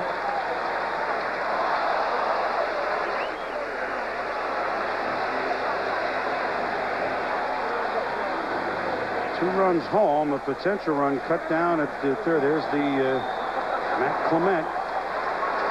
You know, he's got quite a experience on the mound. Long ball, the shot that he took. But you heard what Terry Francona said. We're going to pitch him. Check swing. And it certainly will be too slow to turn two. Surprised they even tried it. So the lead runner is gone. Graffinito on a fielder's choice, and Aaron Andrews with some on the Red Sox pitcher. Aaron? We're still trying to see what the trainers can tell us. They said they'll let us know shortly, but Matt Clement has been sitting with David Wells on the bench, just kind of laughing, joking around, having a good time. He did get up earlier when he came to the dugout. Looked like he was moving rather gingerly, but Wells asked him how he was doing, and he said he was doing okay. We'll let you know if there's any other news, guys. Well, if you want to feel better, you sit next to David Wells, Yeah. I guess. That's... I don't know if he's quite the doctor that you need in this situation. But that certainly has the proverbial game face on. Meanwhile, Johnny Damon in there for a strike. You know, I go to something, and you guys were talking about the way Contreras is pitching. That we met with Ozzie Guillen before the game. What did he talk about when we asked about Contreras? He's now a fastball pitcher with a forkball rather than a forkball pitcher with a fastball when we first got him. And explain what that really means and what we're seeing out here today, guys. Well, he's just not a two-pitch guy. Like Mike was talking about, he's using two different types of fastballs as well, but he's being aggressive, staying in the zone. They really haven't hit the ball hard this inning off of him. They've kicked it around a little bit, but he's got a chance to get out of here and still have a 4-run lead. Damon ahead of that one, and he strikes out. So the Red Sox get a pair, but another high. That Minnie Minoso? Oh, they brought them all back here in Chicago. You're watching White Sox Holiday Celebration on Comcast Sportsnet. It's all about freedom to see clearly, to be at the top of your sport, the top of your profession, at the top of the world. It's freedom, brought to you by Kraft Laser Vision Correction. No one can match the Kraft Eye Institute in laser vision experience or results. Why trust your eyes to anyone else? The Kraft Eye Institute. It's freedom to see, to do, to be your best. Call Kraft today and see how far freedom can take you. The question she had was a universal one. What do men want? Well, there are a few essentials that every man's wardrobe should have, from classic choices to more contemporary looks. Because what men want, well, that's complicated. But what they need, now that we know something about. Gift cards available at menswarehouse.com or the store nearest you. You're gonna like the way you look. I guarantee it.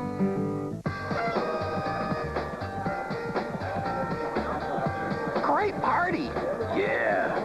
I wish I had a Sprint picture phone. Happy holidays! Woo! Woohoo! Now I really wish I had a Sprint picture phone. Me too. Now get a Sprint picture phone. Free. Just in time for the holidays. The best gift givers give Sprint. Available at Sprint or Nextel stores. Sprint. Yes, you can.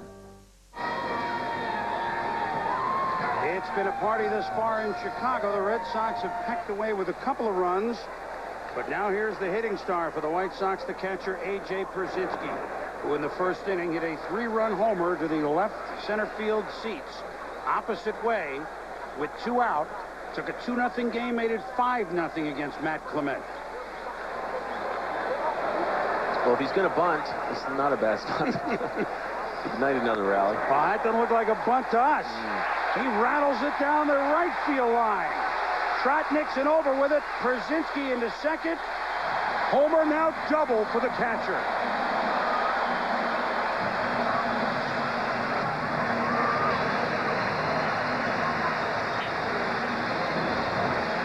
I could go the opposite field and I could pull the ball. Fastball cut a little bit towards the inside part of the plate. He's quick enough to get it in the corner.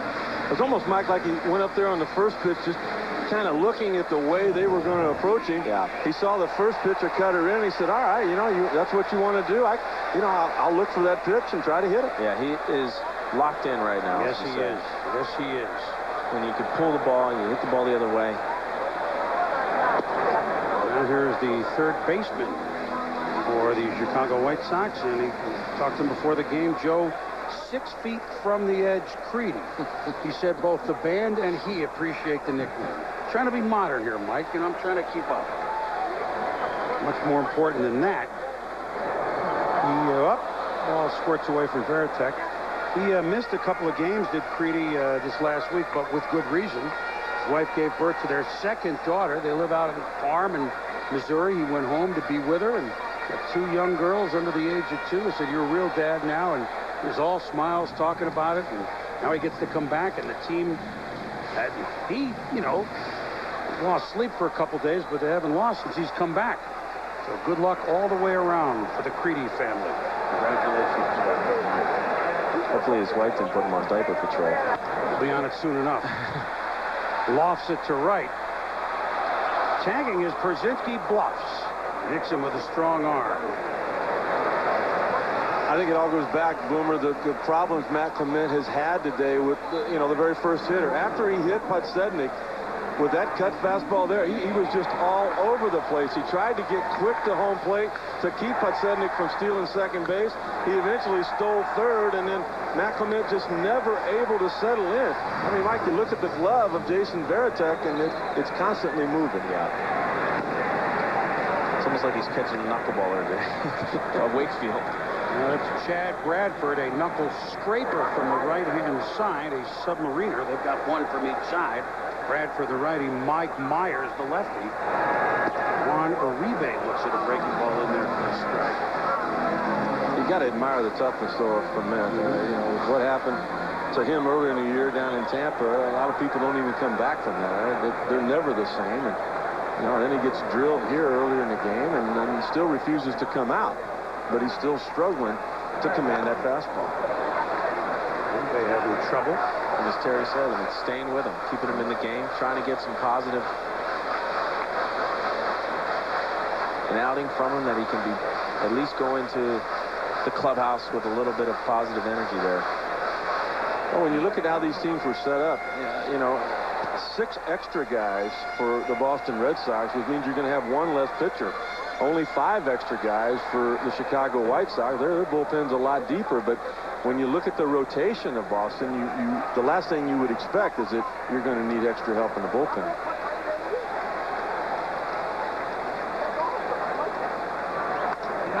Hit well by Uribe. Back it goes. Back. Gone!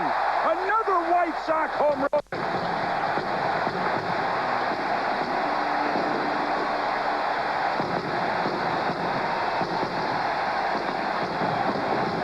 About a half a dozen White Sox players who, when we asked what guy that's off the radar could come through in a big way for you, just about all of them said that guy hitting from the 9-hole, Uribe. Uribe here likes the ball close to him. Just blew open those hips, got that bat through the zone.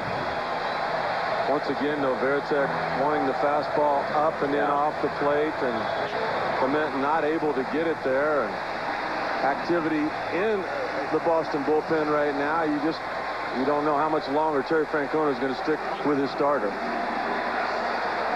So those 2 runs that Boston got to make it 6-2, now 8-2, and the answer is no longer.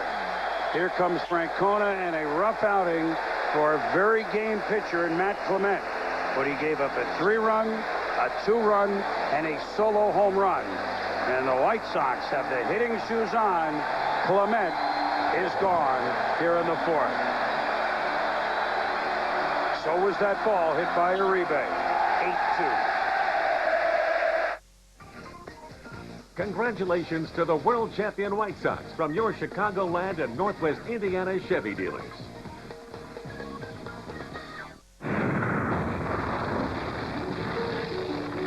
The Chevy Red Tag event is here. Get low prices this season on most of the #1 selling cars, trucks, and SUVs in America. The price on our tag is the price you pay, not a penny more. Get a low mileage lease on an 06 Malibu LS for around $189 a month. Residency restrictions apply. Call for details. The Chevy Red Tag event. See red, save green. See your Chicagoland and Northwest Indiana Chevy dealers. Tomorrow, the celebration continues with Game 2 of the ALDS as one Red Sox mistake opens the door for a clutch piece of hitting. White Sox-Red Sox Game 2, tomorrow night at 7 on Comcast Sportsnet. Presented by your Chicagoland and Northwest Indiana Chevy dealers. After the Bears game, turn to Comcast Sportsnet for U.S. Cellular Bears Postgame Live. It's the best place to go when the action ends. Our expert team breaks down everything that happened from start to finish. Hear live interviews with the players as they leave the locker room. Listen in on Lovie Smith's live postgame press conference and get the first preview of the Bears' next big matchup. U.S. Cellular Bears Postgame Live after every Bears game on Comcast Sportsnet. Overstock.com has everything you need. Designer clothes with Christmas bows for underneath the tree. Many things to choose, like auctions, hooks, and shoes.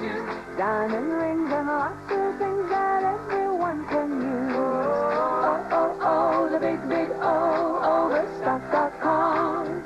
Buy online, saves you time, gifts for dad and mom. Overstock.com. Stay tuned for White Sox Postgame Live after the game on Comcast Sportsnet.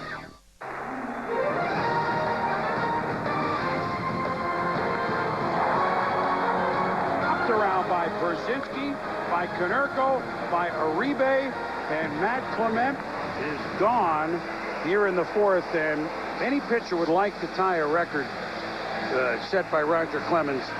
This isn't one of them. Most runs allowed in a postseason start, 8.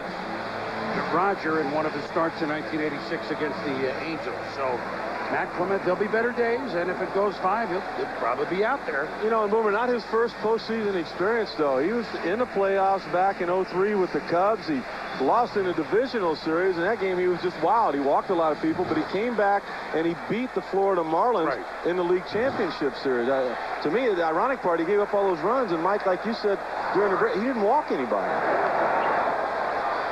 No, you don't figure him giving up this amount of runs and not having a few walks wrapped in there. But it's evident that Chicago's approach today offensively was just to shrink the strike zone. Yep. And they took some pitches, but, you know, they also got pitches to hit. Well, he hit 2 batters, so that's like a walk. Right off the Here's bat. Chad Bradford in with and the pitch is going to come kind of, well, not both directions, but here's another one where, right, if you're behind the plate, it's oh boy. Yeah. No, it's a tough day today for Jason. He's working his tail off. And these guys always give me fits. I really have problems with submarine guys. Wish I'd have known that. Well, you know, as a hitter, you want to swing at the ball, not the motion. But traditional, these guys, balls a lot of sink to it. They try to get, pitches are real soft.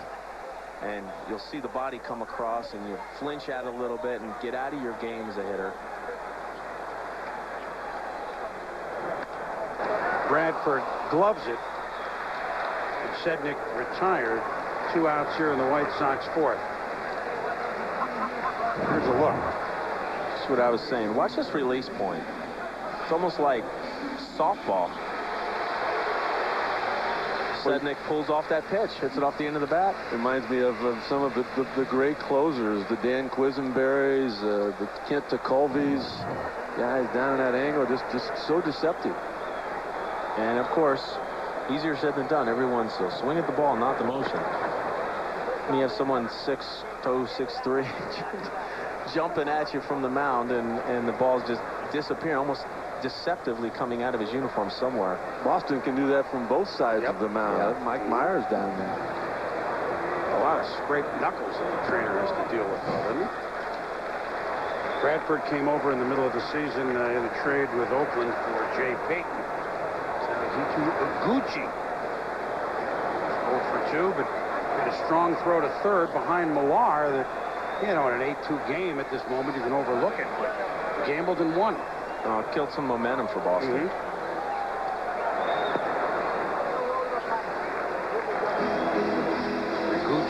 A star in the Japanese leagues, 3-time Gold Glover over in Japan, a 4-time All-Star over there, 30-year-old rookie. And really opened up eyes here in Chicago. He's more than he's ever played in Japan. It's not like they only play 100 games, but by going now into the postseason, they don't play 170-odd games over in Japan, so keep an eye on him. He's going to get some votes for the American League Rookie of the Year. I kind of feel like Hudson Street out in Oakland will probably win that award. The last Rookie of the Year for the Chicago White Sox, their skipper, Ozzie Guillen.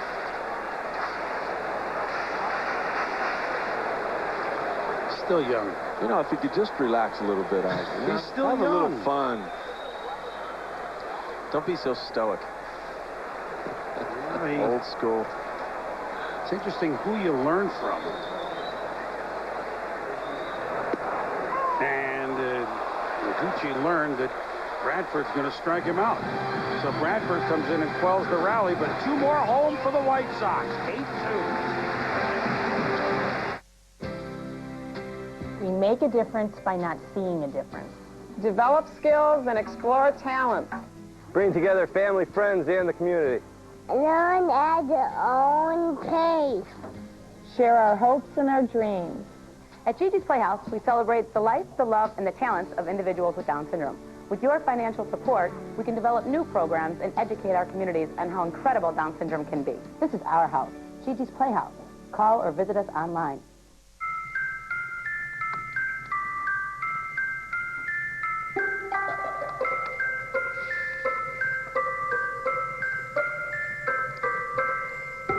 There's an easier way to stay in touch this holiday. With free Call Me Minutes, there's no charge for incoming local calls. U.S. Cellular, we connect with you. Get up to 4 Kyocera candid camera phones for 1 cent each on plans $39.95 and higher. 3 luxury cars. 3 double best picks for safety. A first for any car maker ever. The Audi A3, A4, and A6. 3 Audi models that not only exude luxury, they absorb impact. Visit your local Audi dealer today and test drive 3 of the safest cars in the world. It's greater to lead than follow.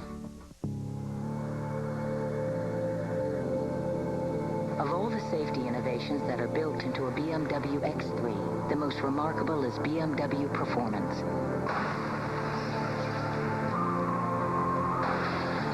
It gives you the control and agility to survive accidents by avoiding them. Beyond passive safety is active safety. Lease a BMW X3 for $419 a month through January 3rd. White Sox holiday celebration continues on Comcast Sportsnet.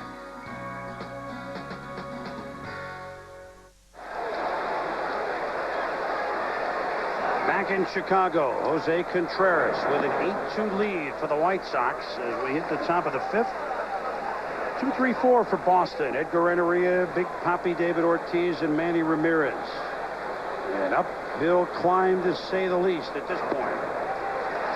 So within 4, and a man in scoring position, cut down.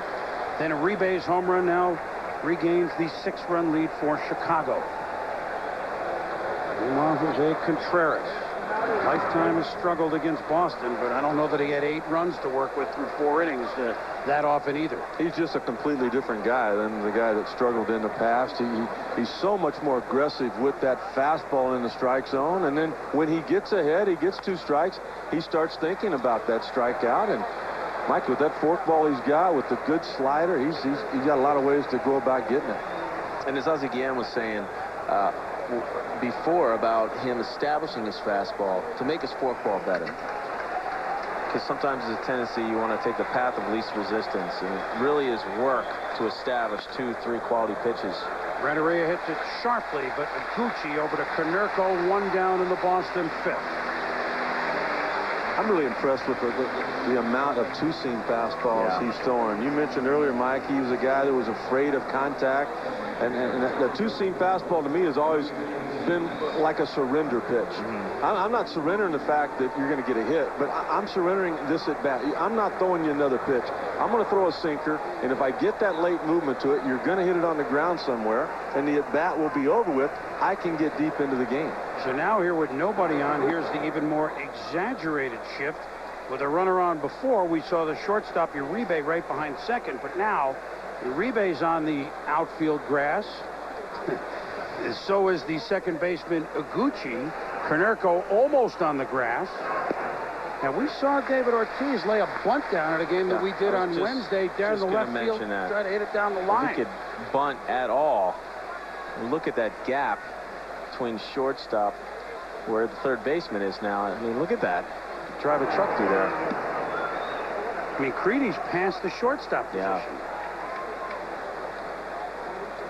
Yeah, but I guess, well, I mean, at this point, a homer and a bunt are about the same thing from Ortiz's angle. They're down. They need runs, not home runs, not with nobody on. He's just been frustrated there. That's unhittable right there. That's like a left-handed Steve Carlton slider.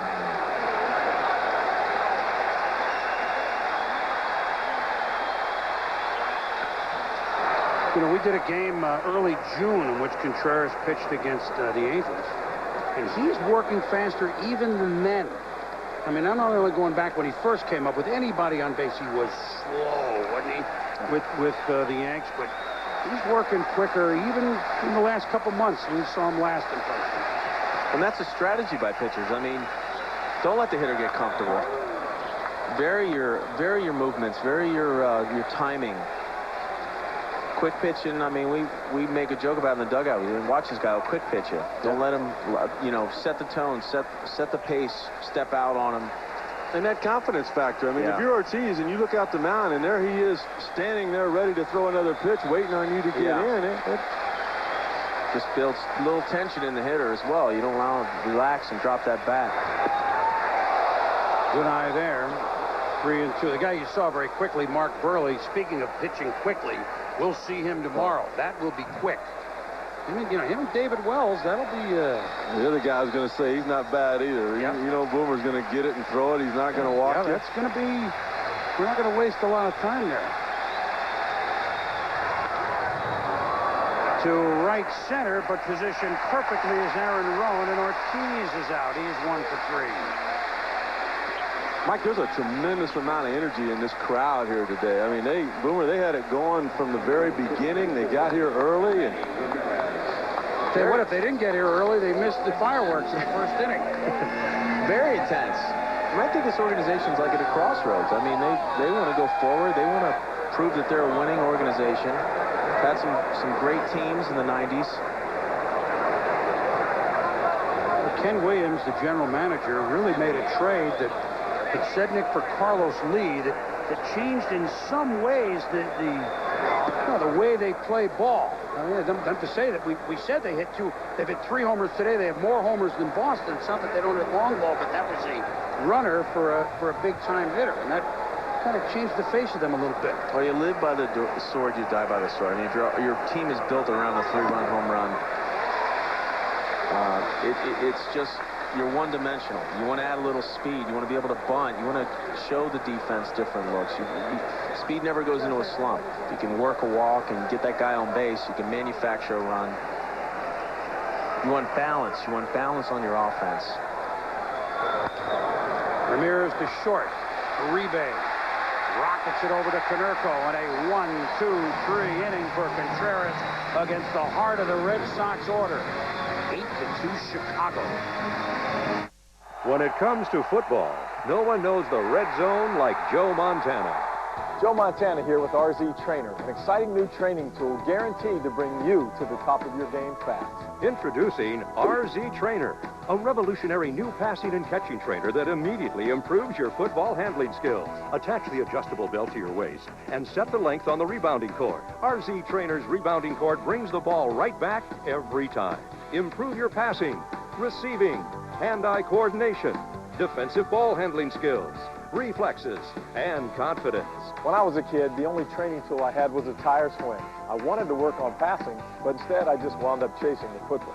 With RZ Trainer, you can get lots of throws and catches in a short amount of time, and you don't need a partner. RZ Trainer has a built-in swivel that spins with the ball, and the rebounding cord is adjustable for throwing distances up to 30 feet. When you're done practicing, just detach the cord, and your durable leather-grain football is ready for the game. RZ Trainer is just $29.95 and comes with a 100% play better guarantee. RZ Trainer is a great training tool. I'm amazed at how fast my son is learning to catch and throw the football. Offense and defense alike, every football player should learn how to throw as well as catch. I threw to some of the best receivers in football. Ask them what it takes to be a great receiver, and they'll tell you soft hands. No training device helps you develop soft hands better than RZ Trainer. RZ Trainer is just $29.95 and comes with our 30-day money-back guarantee. Order 2 or 3 and save. RZ Trainer makes a great gift year-round. Getting to the top takes practice. RZ Trainer helps you get the most out of your practice time so you can get through the red zone and into the end zone. Improve your game in the red zone. Get your amazing RZ Trainer for just $29.95. Call 1-800-513-3651 now and receive a mini football free. Or order online at rztrainer.com. Call 1-800-513-3651 now. Big lead for the White Sox in the bottom of the 5th, 8-2 over the Red Sox here in Game 1. And joining us now in the White Sox dugout, the skipper, Ozzie Guillen. And Ozzie, the approach against Matt Clement, was it something you guys saw early? Was it a different approach, or the balls were just up for all the home runs? Well, I think we have to make him throw strikes and make him get the pitch count. I think the guy surprised me today. We hit that many home runs. We hit 200 home runs during the season, but really surprised me we hit that many having Clement pitch. Ozzie, your pitcher Contreras struggled in the top of the 4th inning. You went to the mound. What'd you say to him? I just told forget about the runners. Just eliminate the hitters. That's more important. I think sometimes Halsey got cut off watching the runners and worry about the runners, not the hitters. Ozzie, we saw you with Scott Pisegnet trying to look at the Clement shoulder, and are you just trying to get him to continue to be aggressive, that he could steal those bases? Well, that's the first thing I saw him moving. That's why a lot of people, when they go to steal base, they see a different part of his body. And I was telling him the first thing he moved in the windup before he got to the plate, it was his shoulder. Well, Ozzie came bounding out during the pregame introductions. Looks like the team was running right behind you. Keep it going. Thank you. Thank you. See you in Venezuela. Ozzie Guillen, always a good day. Always a good day at the park. And when you're managing in the postseason and you're the first time and you're up 8-2, that would be a good day. Well, you know, Boomer, he's done a lot of things in the postseason. He got there as a player. Jermaine Dye at the middle, Renteria. Millar went out. And you now remember, I thought the whole key to that series, when he was the third base coach for the Marlins and they got past the Giants, went on to win the World Championship, they were flat. The Giants had their number, and all of a sudden there was a base hit to right field. Jose Cruz was the right fielder. He won a Gold Glove that year. I mean, it was shallow. There's no way you should have sent the runner, but Ozzie said, you know what, we got to wake up. He sent the runner. It was a bad throw. They scored the run. They won the game, and as they say, the rest was history. It brings a lot of charisma. It brings a lot of energy to the team. You know, that could be good and bad. At times it could be a little over the top, but you know, it works. I think guys get response. Be your best friend, but he'll also he'll put that foot in your rear if he needs to. Ooh, and quickly. Paul Konerko almost homered in the 1st inning. Drove in a run on a fielder's choice, then did homer in the 3rd inning. You know, Boomer Ozzie, he says some things that not everybody could get away with, you know what I mean? He told the front office when he took over the team 2 years ago, he said, you know what, you don't take a donkey to the Kentucky Derby. He said, I need some horses. You know, and he was talking about the pitching staff. They traded for Freddie Garcia. They added El Duque. They added Contreras. And, you know, he rode those horses to a 15-game lead on August the 1st. They got a little tired. There were some people down that backstretch started gaining on him, and man, he pulled that whip out again. And you know, they would be burying him right now if this team did not make the postseason. You need to applaud him for what he was able to do. End result: 162 games wire to wire, win the division, best record in league. End result. And didn't they open up your eyes and show you something the way they played at Cleveland? With quote nothing on the line. And an outstanding young Cleveland Indian team. Very aggressive young team. Konerko fouls it. You know, and I asked Ozzie, and I have talked to Don Cooper, a couple of the players about it. They said, you know what? We clinched the division on Thursday in Detroit, and we went into Cleveland, and all of a sudden we saw us. Not like how we finally saw, oh my God, we were this tight, and that's no disrespect to Cleveland. Cleveland had everything to get, had everything to lose there, and he goes, we can't play like this. And they played loose, and you said it in the open, Mike. Maybe they found something there in Cleveland. They're certainly putting it to use this afternoon.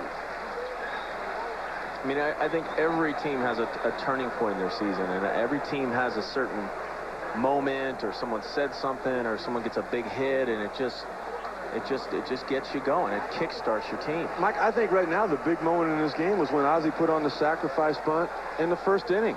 Podsednik was on first. He did not put the pressure on him to steal second. He was on first in the second, and he got thrown out. That big inning could have gone away, except for Ozzie. You know what? Let's just get him in a scoring position right now. We'll let him maybe run later on. And then boom, boom, boom, and Krasinski with the 3-run homer, a big lead. 2-2 to Paul Konerko. Those are those intangibles as a manager. You have to be able to read your team. You have to be able to see who's responding, who's tired, and either, like you said, give them a little kick in the rear, put your arm around them. I mean, you're a psychologist. I mean, you're gloved by Bradford. Boy, a lot of balls up the middle today. Konerko has gone 2 outs here in the White Sox 5th. It's basically the way he's managed all year. I mean, they had 53 sacrifice bunts this year. Boston only 14. If you joined us late, the White Sox had quite a party. 2 runs already home, an opposite field 3-run shot by A.J. Brzezinski in the 3rd. Bang! Paul Konerko, who had 40 homers during the regular season, into the bullpen for a solo shot. And then Juan Uribe in the 4th inning, a 2-run shot. All that's missing is a grand slam for the home run cycle by the White Sox. Bradford out, pitching change. Boston, they're getting to sing that na-na, hey-hey steam song again here, 8-2. Tomorrow, the celebration continues with Game 2 of the ALDS as one Red Sox mistake opens the door for a clutch piece of hitting. White Sox-Red Sox Game 2, tomorrow night at 7 on Comcast Sportsnet. Presented by your Chicagoland and Northwest Indiana Chevy dealers.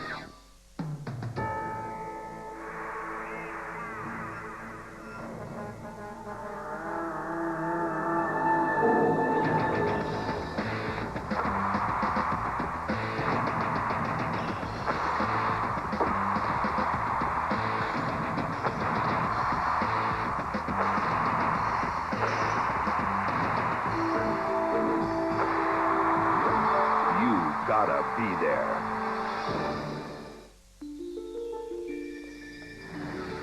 The Chevy Red Tag event is here. Get low prices this season on most Chevy vehicles. Check out the 2006 Chevy Cobalt LS with an EPA estimated 34 highway miles per gallon. Now, qualified lessees can lease an 06 Cobalt LS Coupe for around $139 a month. Residency restrictions apply. Call for details. The Chevy Red Tag event. See red, save green. See your Chicagoland and Northwest Indiana Chevy dealers. Now on DVD. Krasinski to first. A story 88 years in the making. Let's get him right here now. Let a baby say. Go behind the scenes. See you guys later. And relive the White Sox magical run for the title in the official 2005 World Series DVD from Major League Baseball Productions. 2005 World Series DVD, available now. Hi everyone, Gail Fisher with you. Join us for an hour-long sports night tonight at 6:30. We have everything Bears covered as we get you set for the Bears and Falcons on Sunday Night Football. We'll see you at 6:30. We now return you to White Sox holiday celebration on Comcast Sportsnet. Earl Weaver had it kind of right. Pitching, defense, and 3-run homers. The defense, not stellar, Chicago. The other parts, absolutely. The pitching's been pretty good. Yeah, the pitching and the homers have certainly been that way. And now, Jeremy Gonzalez, one-time Tampa Bay Devil Ray and Chicago Cub. And now he's in, and if he can just pitch, he'll be an inning eater now. And Bradford was coming on, well, maybe we get a game and this, but now what Francona said, you know, I didn't want to do at this point. Gonzalez could go, he could go 3 or 4. Carl Everett is up. I think that if Boston doesn't get any closer, he's going to finish this game. He's the closer. It is.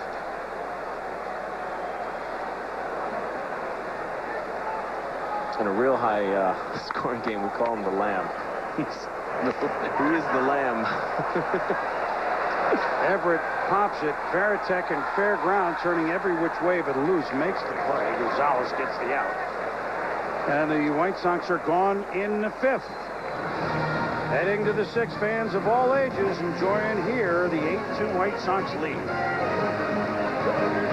Only one station can offer the most time on your teams, and only one show delivers the most in-depth news. Jim Beam Sports Night on Comcast Sportsnet. Get a complete recap of the day in sports.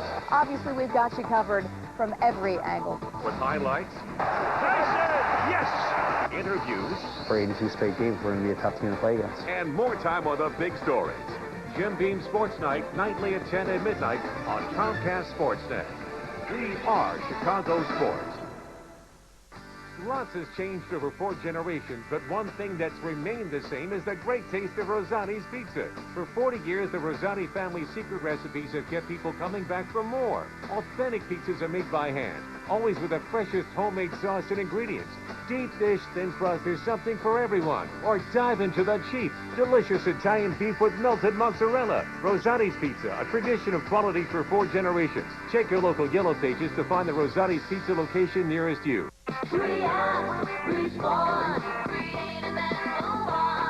Stop viruses. Stop spyware. Stop paying extra.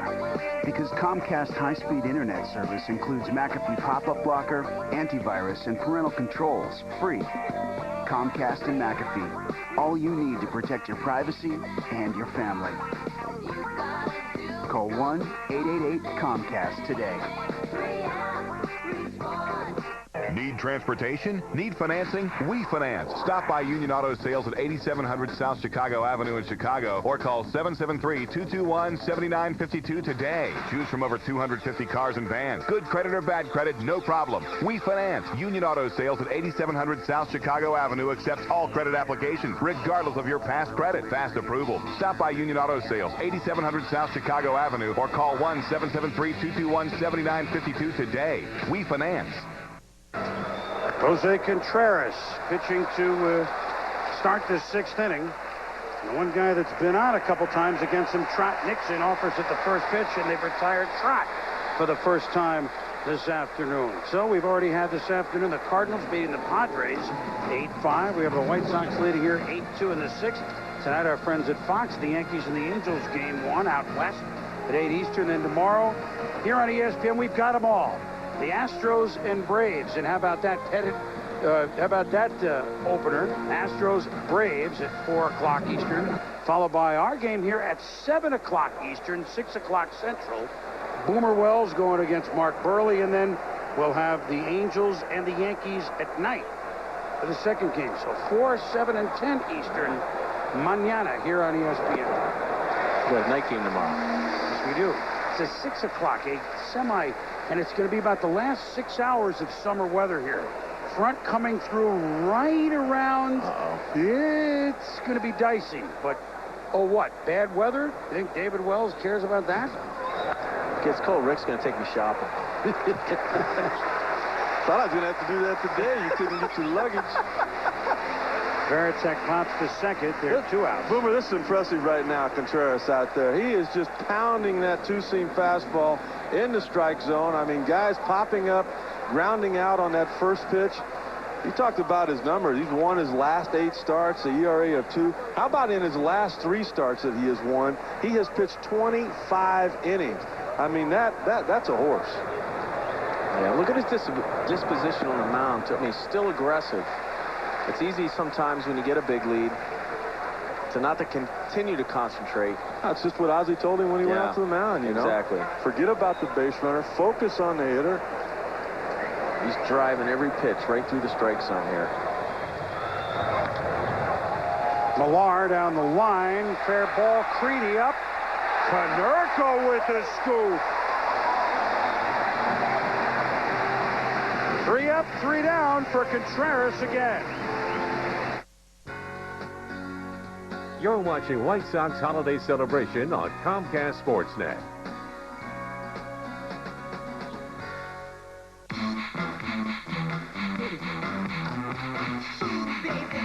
What's going on? We don't know how many converters we have inside. We don't know where our trucks are, and no one knows where Mackler is. 6,000 converters. Trucks are at I-4, exit 9. Mackler, where are you? In the airport. Get a Nextel walkie-talkie phone for $24.99 and connect with over 17 million people. Nextel is available at Sprint or Nextel stores. Sprint together with Nextel.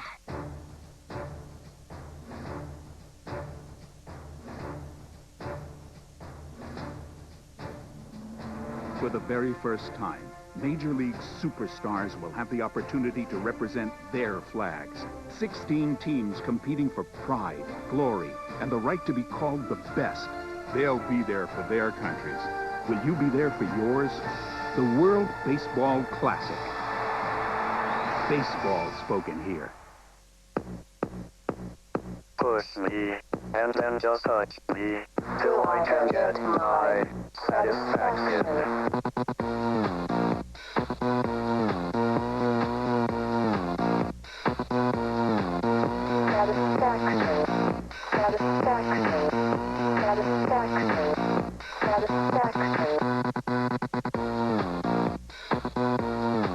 Till I can get my satisfaction. K&G's 2 suits for $150 event is on. Right now, for a limited time, you can get 2 selected men's suits for just $150. That's less than the price of one at a department store. K&G Fashion Superstore. Tomorrow, the celebration continues with Game 2 of the ALDS as one Red Sox mistake opens the door for a clutch piece of hitting. White Sox-Red Sox Game 2, tomorrow night at 7 on Comcast Sportsnet. Presented by your Chicagoland and Northwest Indiana Chevy dealers. We know that, and Ravi, we know that you and Pedro could be there talking baseball in your sleep. And by the end of this week, probably will be. You're still pretty good at it. We're looking forward to that. As Aaron Rowan, A.J. Przynski, Joe Creedy up here for the Chicago White Sox. Matt Clement gone in the 4th, and Bradford dispatched. This is Jeremy Gonzalez now working here to begin inning number 6. A lot of changes made this year by the White Sox. As again, to begin with, Aaron Rowan. Mike hitting that 3rd spot for a long time. You saw Carl Everett in that. Jermaine Dye in there now. And yet, when we walked around the clubhouse, you didn't feel like anybody was upset. I mean, he has a reason for a lot of the things that he does, and it's remarkable the respect that this guy has already gotten in just his 2nd year. By the way, I don't think he cares if anybody's upset talking to him. He never really has. don't, right? You know what? And he didn't as a player either. Just respect. I don't care if you like me or not. Yeah. You're going to respect me because there's going to be a reason for everything that I do. And that reason is the team, not the individual. Yeah. The hitters now, Chicago, you do not want to get into any bad habits. You want to continue to concentrate, not to expand the strike zone. Because tomorrow night, you may be up with a 2-2 game in the bottom of the 8th inning. So last thing you want to do is get into a lull or in a concentration lapse. Pretty remarkable that they hit a 200 home runs again this year, the 6th straight year they've done that. Boomer, when you think about the guys that they lost, Carlos Lee, Maglio Ordonez, there's some power right there. Valentin, he was a power guy for him. And, of course, the guy we saw throw out the first pitch was injured most of this year, that being Frank Thomas. 200 homers again in the Yankees. 6 years in a row. They'll do it. I think also, too, Rick, what you were saying, I mean, you plug in different guys and you're looking for that right combination, and different personalities come in, and obviously you're going through the numbers as a general manager, as a staff, but sometimes a team that looks good on paper just doesn't play well together. Aaron Rowan gets the base on balls. Here's our pitching summary brought to you by Yellow Book. Summary for Contreras. Outstanding. The last inning, by the way. 1, 2, 3 in 6 pitches. Matt Clement gave up long balls, gave up 8 runs. He was gone inside of 4 innings. And, well, don't have to explain much more than this. One pitcher had it, one did not. 8-2. And it's pretty much been one pitch that Contreras has thrown that has gotten him to that point. That two-seam fastball with a lot of movement, no walks, really hasn't even cared about the strikeout. Well, there's a hit by pitch, the third White Sox that's been hit, and so Brzezinski has homered, has doubled, and now aboard again with a hit by pitch. I don't think there's anything to this. I mean, he's having a big day offensively. Oh, once again, Jason Varitek, he might as well not even put the glove up. They've not come close to hitting his target all day. Yeah, I don't think there's any message to this pitch. I mean, basically, they're just trying to get him off the plate a little bit. He's feeling a little comfortable, move his feet. You want to get him out of that rhythm. I mean, he's so locked in right now.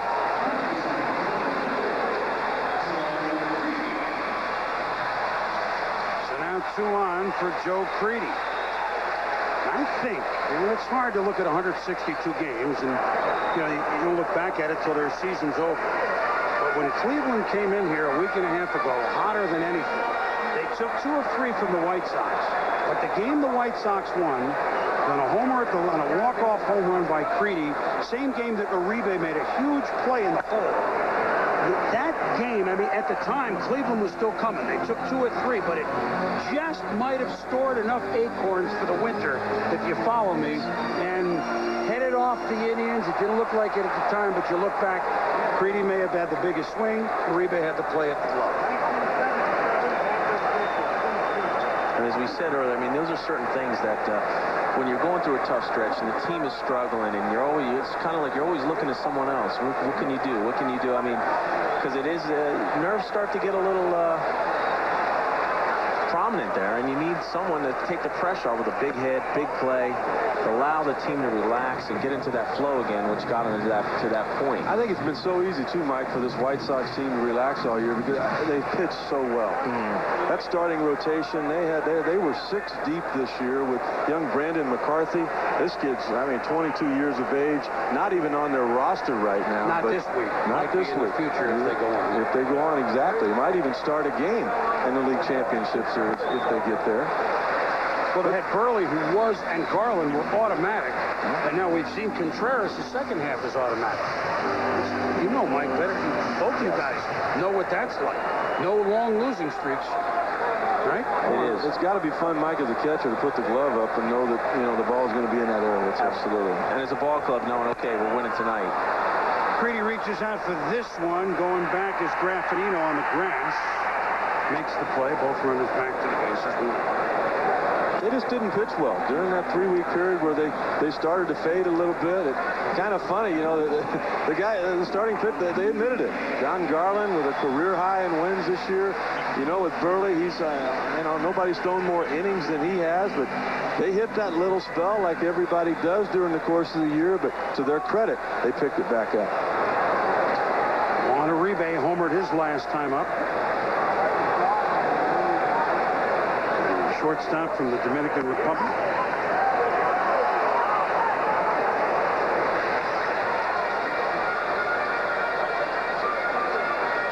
Millar kind of got his feet tangled a little bit there, Mike. He looked like he wanted to block the bag from Brzezinski being able to get to it.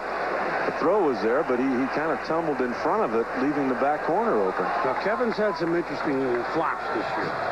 He's one of our favorites. I mean, he's always ebullient. And now they try with the other base. Now, this is like a spring training game, right? Yeah. I mean, if you are going to work on something as a catcher, with the lead like that Chicago has. That's just the old daylight play. You could see Graffinino throw his hand up. No sign other than the one the second baseman put on. Oh, you're right. Get your timing down. You may need it. How about getting your breaking ball down? That helps, too. That helps. Well, what a job this kid has done the last couple of years. All he heard about Uribe was what he couldn't do in Colorado. Came over here. We've mentioned it with other players, but it's so true, Mike.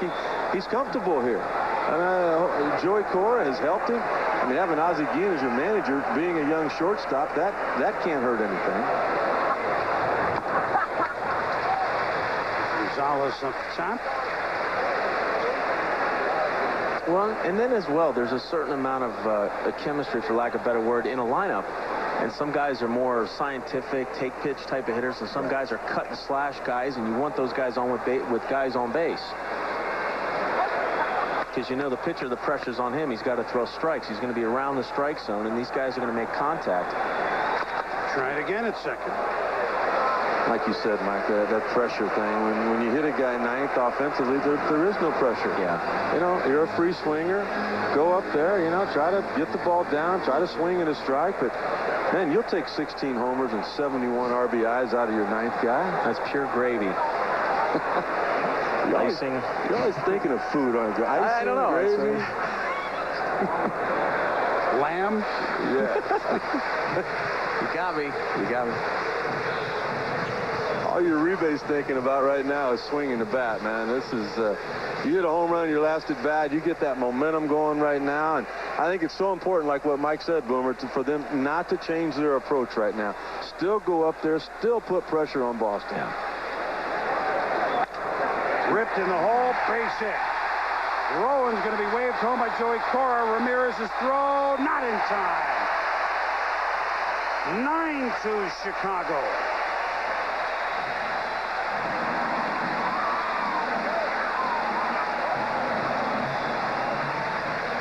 Watch Uribe here hitting a couple of balls. Ball close to him. Down across the strike zone. Smoked in the hole. Ozzie again, too, before you're talking about what a great year his third base coach, Joey Cora, has had. Keeping this young team aggressive, knowing who the base runner was there, Rowan with great speed. He was going to test the arm of Manny Ramirez. Even with all of the outfield assists for Manny this year, he scored easily. And you just love a former third base coach giving props to his third base coach. There's a brethren there, every position, right? That's a position on the field. A lot of pressure on your third base coach. Yep. Tell him in Boston. There's more. I mean, and I'm sure there's everywhere. Here in Chicago, poor Wendell. Wendell was also in Boston. Whoever the third base coach, they've been on Dale Swaim. They've been on Wendell Kid. Renee Latchman always was good. You can never do the right thing if you're the third base coach. Oh, this might be right. Way back. Way back. Long ball again by Chicago. The Podsednik adventure is set sail.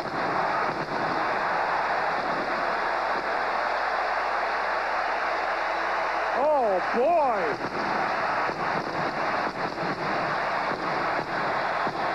Pitching, defense, and three-run homers, and we have ourselves officially a blowout. Oh, man. Boomer, you mentioned another home run for Chicago, but the first home run of the year for Scott Podsednik. And down and in to a left-handed hitter is no man's land. He just dropped the head of the bat. To run like that and then go deep, it's not fair, Rick. Gucci pops out. Not fair. Wow. How about that? First homer of the year, and you do it in the postseason. And he was the guy that, of course, it ties an ALDS record. It hasn't been along so far, that long. 12 runs and 4 homers are White Sox postseason records. We told you they hadn't won a home postseason game since Game 1 of the World Series in 1959. What was that? Ortiz at the beginning? Check. I mean, it's only one win, but that'll get that off the boards. But a long time ago, an early win beat the Dodgers in that World Series. Their last win of any sort in the postseason, Ozzie was the shortstop. It was in '93 when they lost to Toronto 4-2. Came on the road, of course. You know, Mike, there's great stories in the game. You were drafted in the 400th round or whatever it was to get to the big leagues. Amazing. How about Scott Podsednik? 9 years at the minor league level. Told that he couldn't hit. Told he'd never play in the big leagues. But one of my favorite words is persevere. And I mean, what a great case of him being able to do that and then to have that moment with this big crowd. And he was, of course, voted in as the extra player in the All-Star game this year. Besting Derek Jeter, a fan favorite, and that's the kind of guy you want in there. Dye grounds out to end the inning, but long ball again, Chicago. Another 4 spot. If only the Bears could score like this. 12-2 White Sox. Congratulations to the world champion White Sox from your Chicagoland and Northwest Indiana Chevy dealers.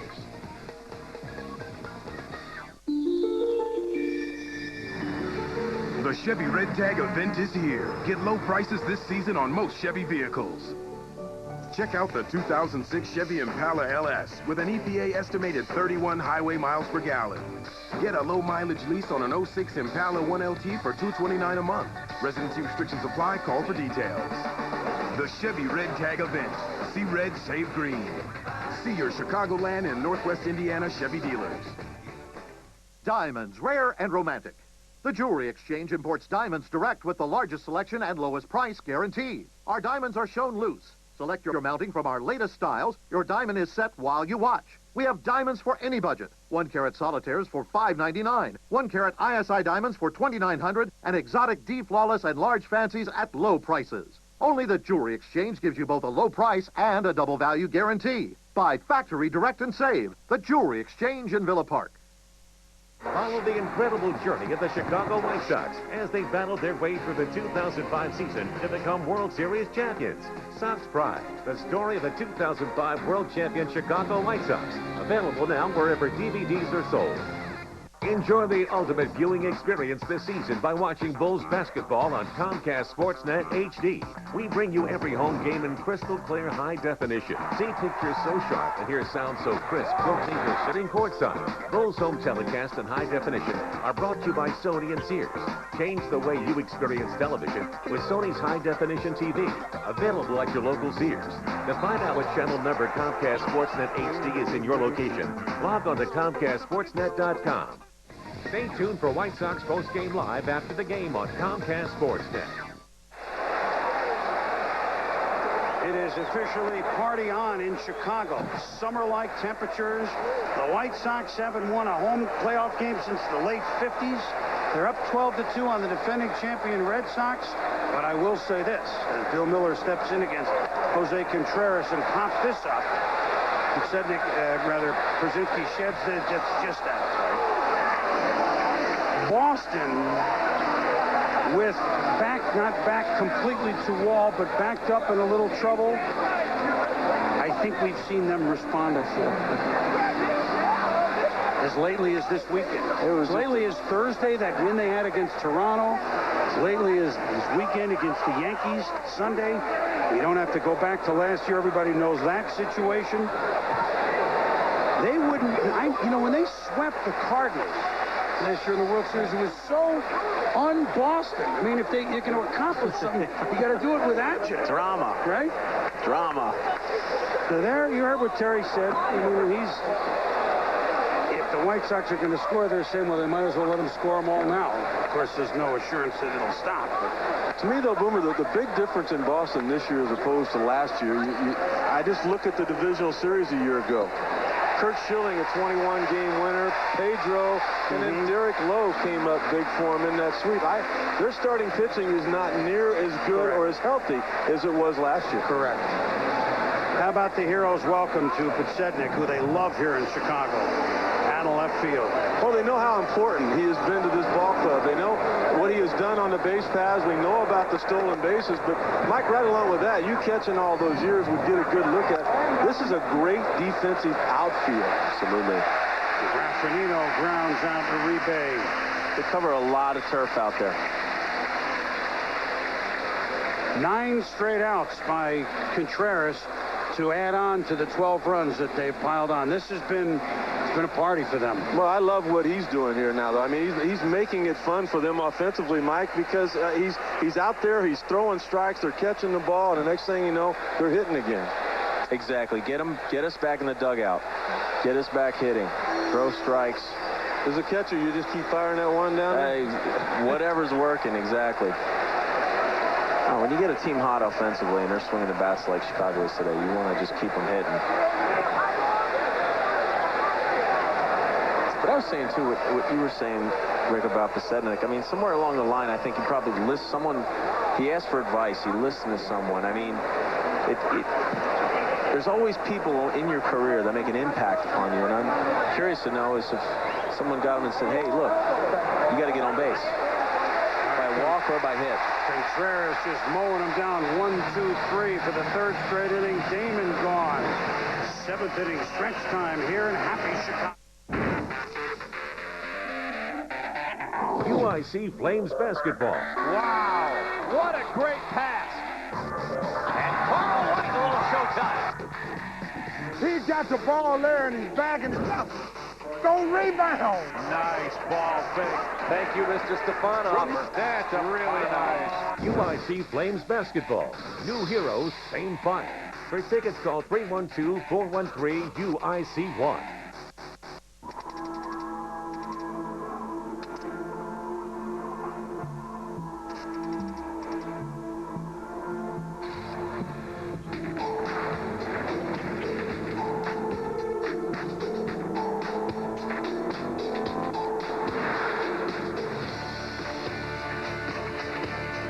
Celebrate the power and control of the Audi A6 at the 25 Years of Quattro event. Take a test drive today.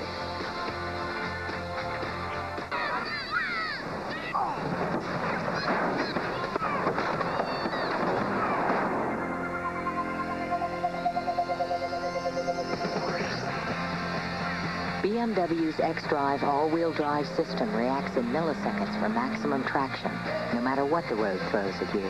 Beyond all-wheel drive is xDrive, available on BMW 3 Series and 5 Series. Lease the BMW 325 Xi for $434 a month through January 3rd.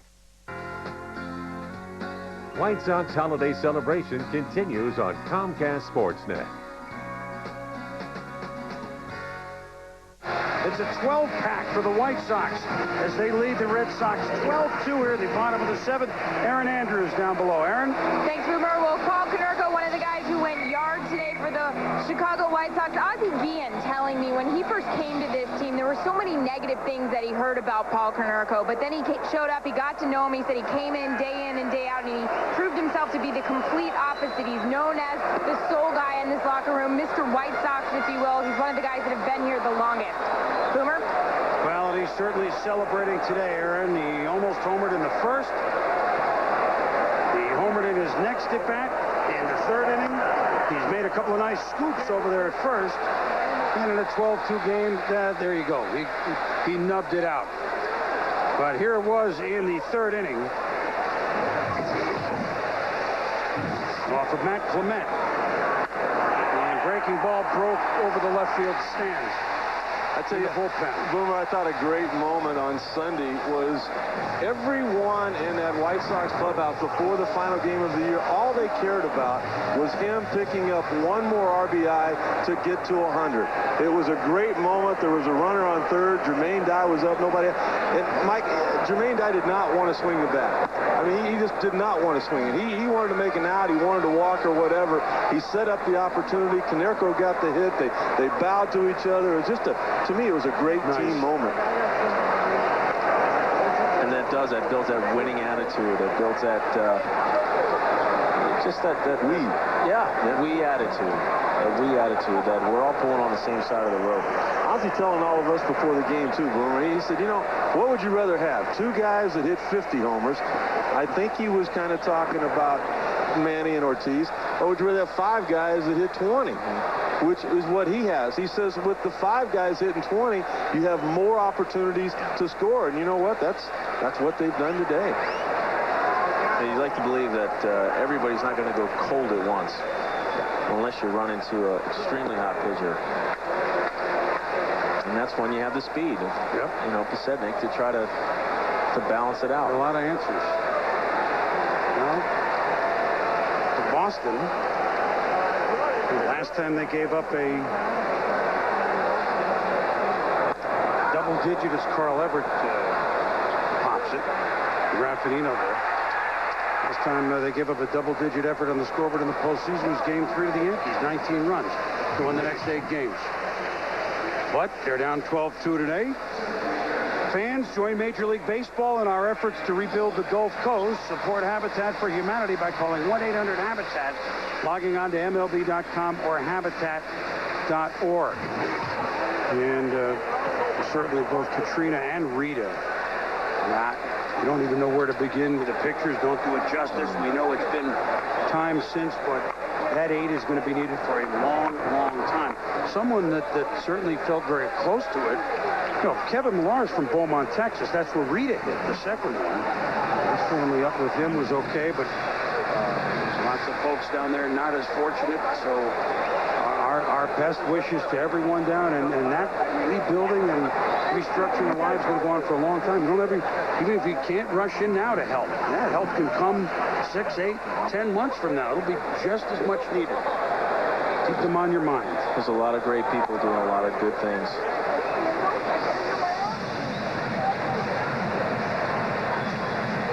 Well, one thing we know, Boomer, you mentioned it earlier in the game, this series is far from over. This is one game, and regardless of what happens tomorrow night, when it gets back to Boston, it'll be every bit as loud as it is right now, and it'll be a great series. Full cue shot off the mound, and Grampanito makes the play on Rowan. Hey! 1-2-3 inning by Red Sox pitching. Chicagoans love their pizza. That's why you come to Giordano's. Some for 30 years now. We use only the finest ingredients to make Giordano's famous stuffed pizza, our equally famous thin crust pizza. Plus salads, pastas, sandwiches, and more. Come on into Giordano's and celebrate 30 great years with us. Giordano's famous stuffed pizza. We made it good. You made it famous.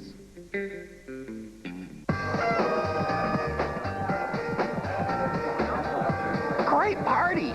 Yeah. I wish I had a Sprint picture phone. Happy holidays! Woo! Woohoo! Now I really wish I had a Sprint picture phone. Me too. Now get a Sprint picture phone. Free. Just in time for the holidays. The best gift givers give Sprint. Available at Sprint or Nextel stores. Sprint. Yes, you can.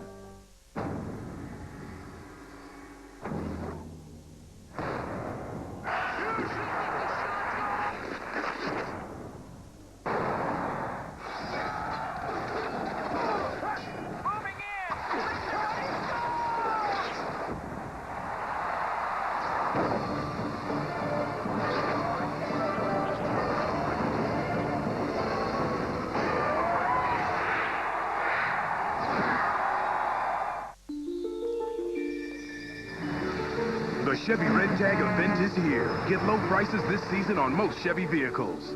Check out the 2006 Chevy Equinox with the highest rating for frontal and side impact crash test, 5 stars. Now qualified lessees get an 06 Equinox LS front-wheel drive for around $279 a month. Residency restrictions apply. Call for details. The Chevy Red Tag event. See red, save green.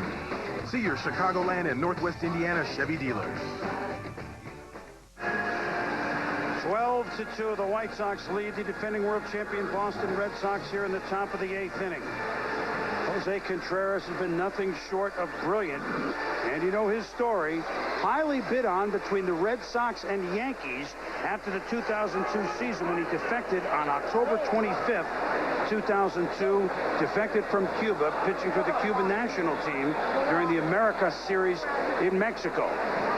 Then bidding war, then the Yankees, he never quite, as you pointed out earlier, as he works Edgar Renteria, from Cuba to New York, you talk about a culture change. It never quite showed what he did in 7 years as a pitcher for the Cuban national team when he was 117 and 50.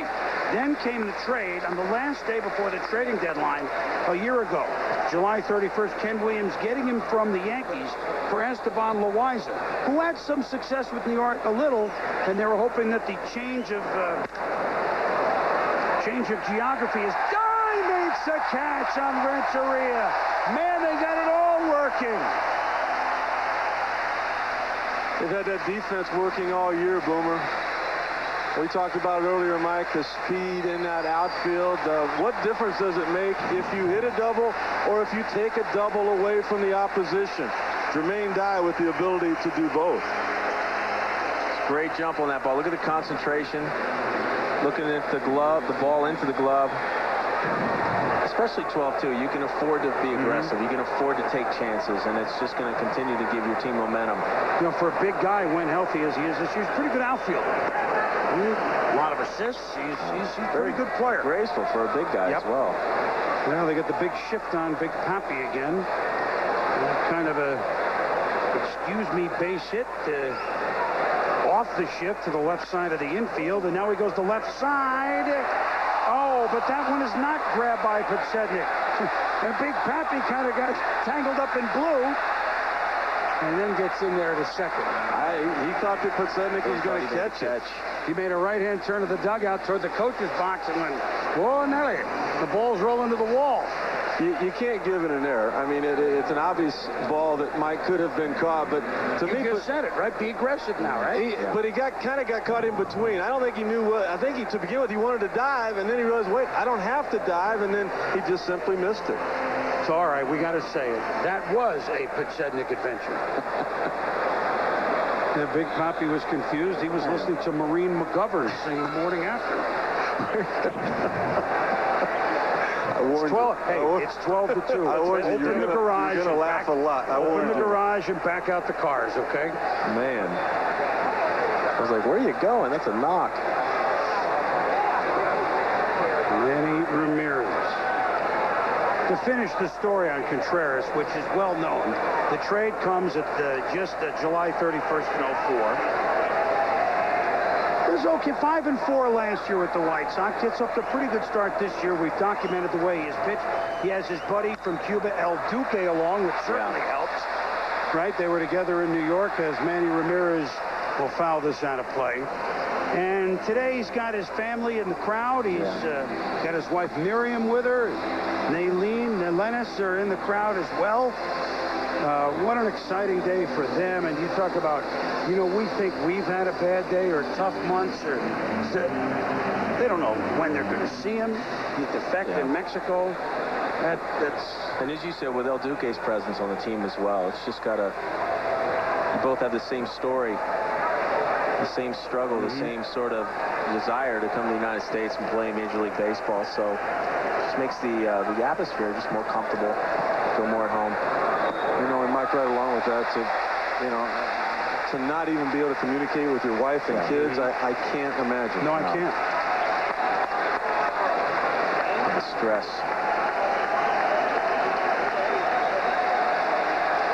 Manny here, as we've seen, I mean, just 3 ground ball outs thus far. He's been aggressive. He's tried to take a few pitches. He's in the hole here. Talked about Contreras being comfortable. Manny is not. Well, he came in red hot. Uribe with a rocket, and Manny is grounded out of the infield 4 times today. 2 down, Big Pappy over to third base. Sports Center coming up next. Dan Patrick, more from here in Chicago. The Cardinals had it 8-0. We saw La Russa make pitching changes late. What are you doing? It was 8-5. The go-ahead run came to the plate. Should you bench your fantasy team? Well, this is a fantasy for White Sox fans. And look at the standing ovation for Jose Contreras, family and all.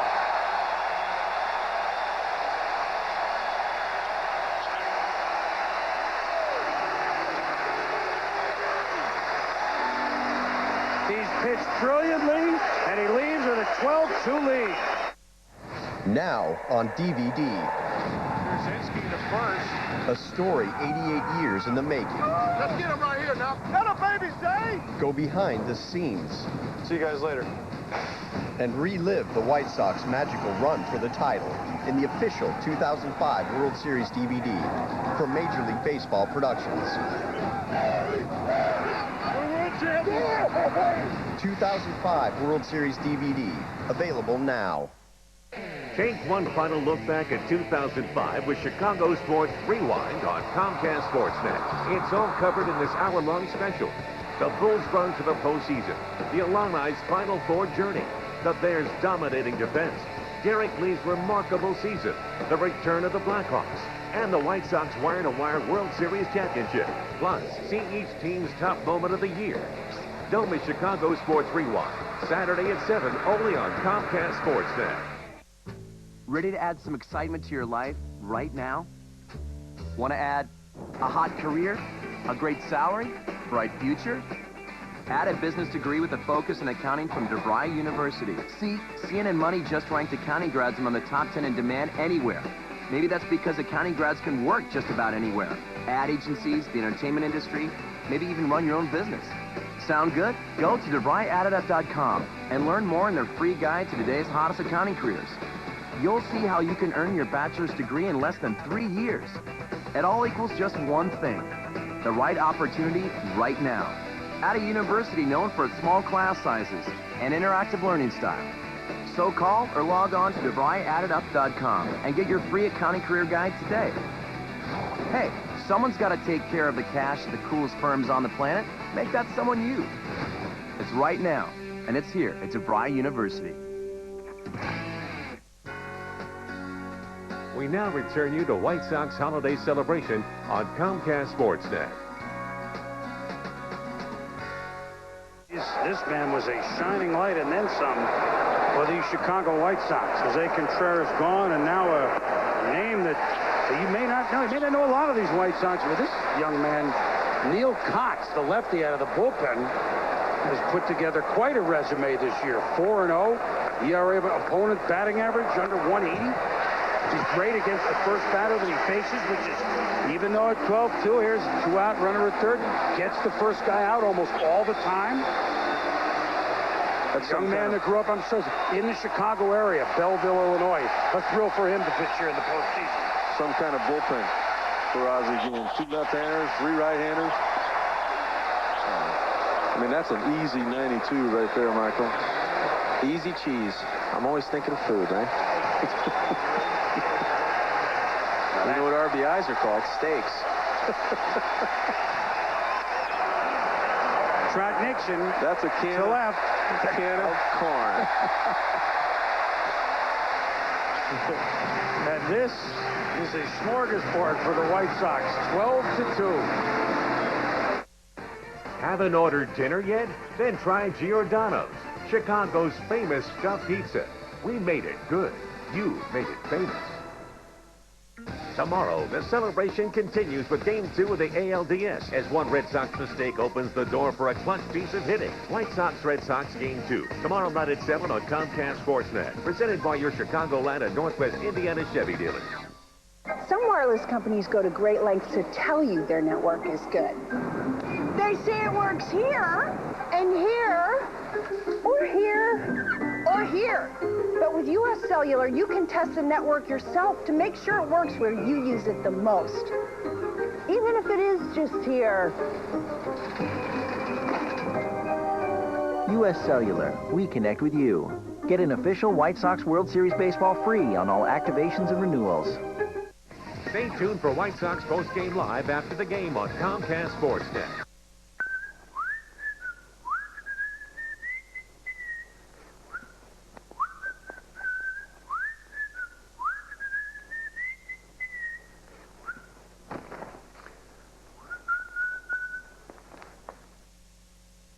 Getting covered by Safe Auto Insurance is just as easy. All you have to do is call.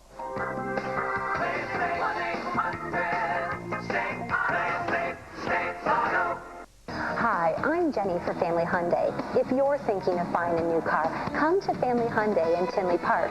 Save on the new stylish 05 Santa Fe for only $16,998 or $279 a month. Hyundai Advantage offers America's best warranty, but only Family Hyundai extends that warranty for life. That's right, a lifetime warranty for your new Hyundai. Come see why Family Hyundai is #1 in the Midwest. Everybody ought to own a car like this one day. Family Hyundai. And the White Sox have presented their fans with what looks like their first home postseason win since 1959. Lead the Red Sox 12-2. And here's the hitting star. Well, there were many, but A.J. Przinsky's 3-run homer in the first inning took it from 2-0 to 5-0. Lots of changes, Boston. Bronson Arroyo is now in the pitch. Now you say, well, gee, it's 12-2. Arroyo, a starter, now in the bullpen. Why would you do it? We'll talk about that in a minute. Simple answer. Alex Cora is the shortstop. The new third baseman is going to be Kevin Youkilis. Adam Heisdu is the center fielder. So you might as well get everybody in. They get them in, say they played in the postseason. They're on the roster. And Przinski down the line and right back. Going again.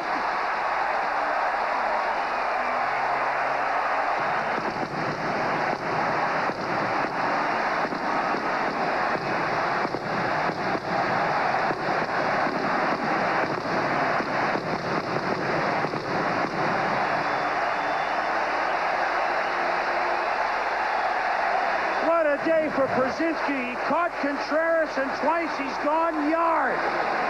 There's that ball drifting back to the inside part of the strike zone.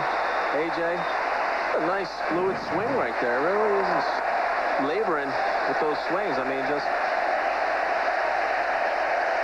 And they want the curtain call, and they got it from their catcher, A.J. Przinski.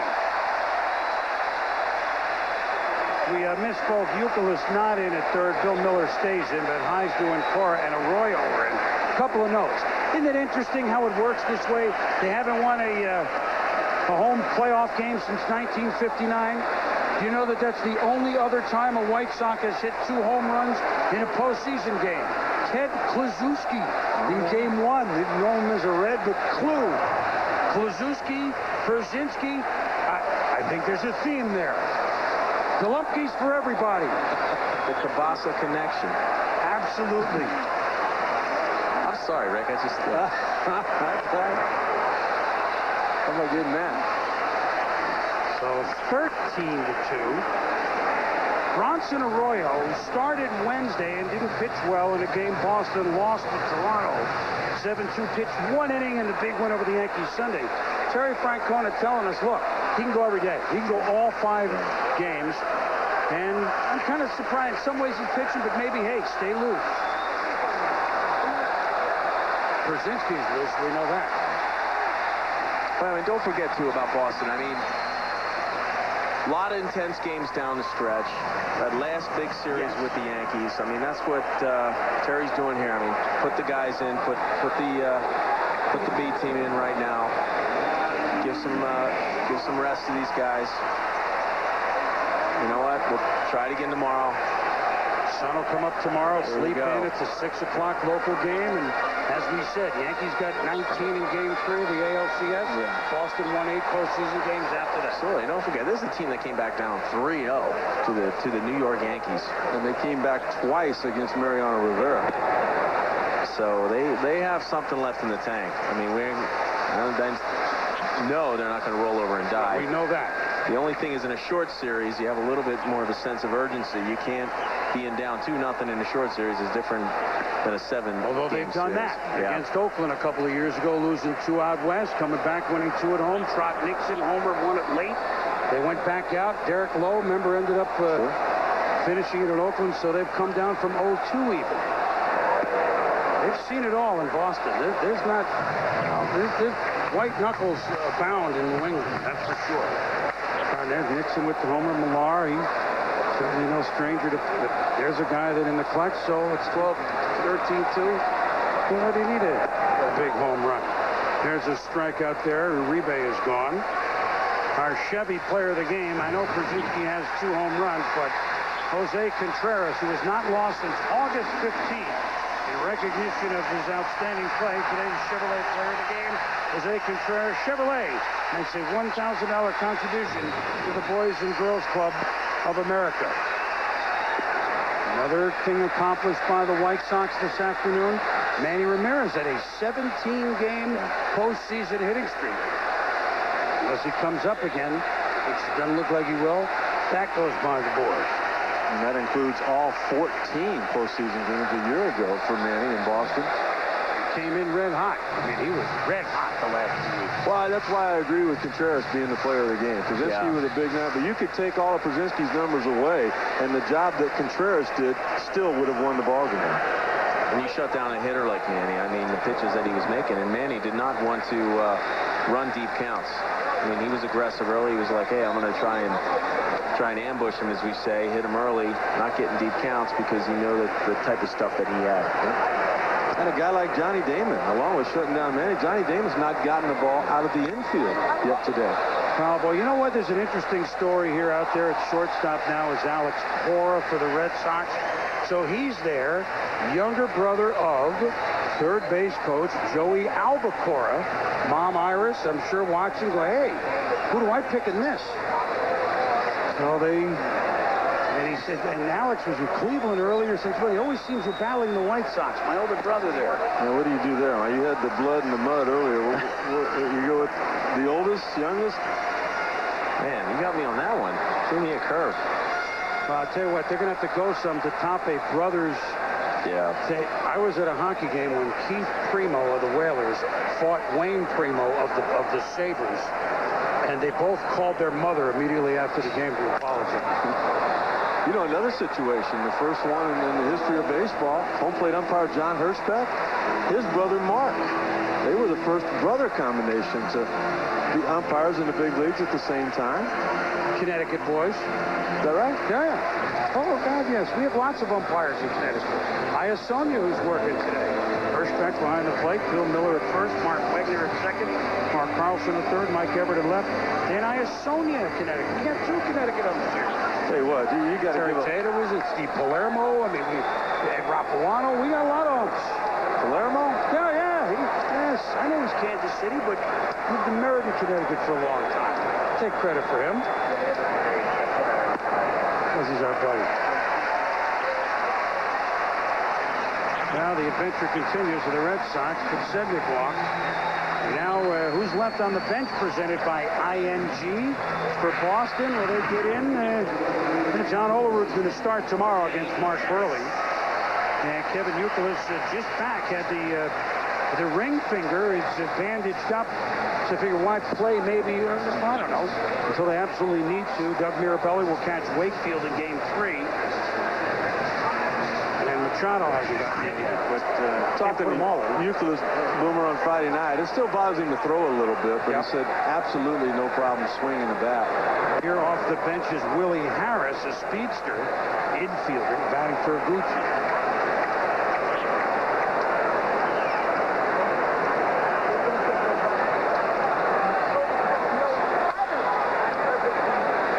Timo Perez, your old teammate, Mike. Timo Lito. He reached base how many straight times in the 2000 He was great. playoffs? Yeah. So what do you want to do next year? I hate to come out of left field with it.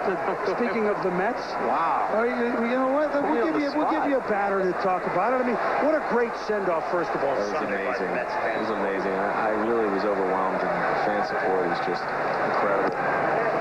You expect that? I mean, you knew there was Fan Appreciation Day, but it turned out to be Mike Piazza Appreciation Day for the 8 years you put in. Well, and again, it was a little awkward because, again, with the uncertainty in the game and player movement, and I don't know what direction the team's going to go in, and we haven't really begun to discuss the future, but no matter what happens. I'll tell you what's going to happen. How about it? There you go. 2 touchdowns and 2 extra points here for the Bears. 14-2 Chicago. But back to your situation. Yeah, but no matter what happens, I mean, it was just an amazing day, and I'll always be, in a great place with the Mets, no matter what happens. And I'm in a little bit in a quandary because I don't want to put pressure on them. I do want to come back in some ways, but I know in some ways it may not be the best for me or for the team. So, we'll talk about it. I'll just play it by ear, but in the meantime, just enjoy the moment for what it is. Boomer, you and I, we know what it was like in New York before he got there. Wow. Gave that team a big-time identity. You know that. You don't need us to tell you. It was all because of the fans. I mean, they got the best out of me as far as they made me better and made me concentrate. I know it was a lot of pressure to play there, but it was something I'll never, ever regret or trade in. Mike, big crowds like that, it's so tough to motivate yourself all the time that it has to help you, particularly with, the grueling position that you played. Yeah, and, again, like New York, Boston, and even Chicago to some extent. I mean, that's when you have that media pressure, you have that fan pressure, it can do one of two things. It can make you better, or it can and make you worse. So scare you. It is a tough town. These are 3 tough towns. coming on Adam Heisdu in center field. And Perez is gone, and now Jeff Plum. How about Thursday? Who is that? Cookie. I got a cookie there, and fortunately didn't miss it. That was a few kicks left. What can I say? I mean, people taking pictures. It just gained a life of its own. I was like very, and it is just a little bit uncomfortable because I still feel like I have a few things I want to do as a player. And, your friend, our friend Eric Carroll's told me, he said, if you're not 1,000% sure, that you want to turn the page, and you should give it another shot. And that's what I think I'm going to do. Well, you certainly would do well. It's not like you're not going to hit homers and play well. And Jeff Plum pops it up. We're back with Mike and Rick and Aaron and the White Sox party. It has been a cotton candy time. You're watching White Sox Holiday Celebration on Comcast Sportsnet.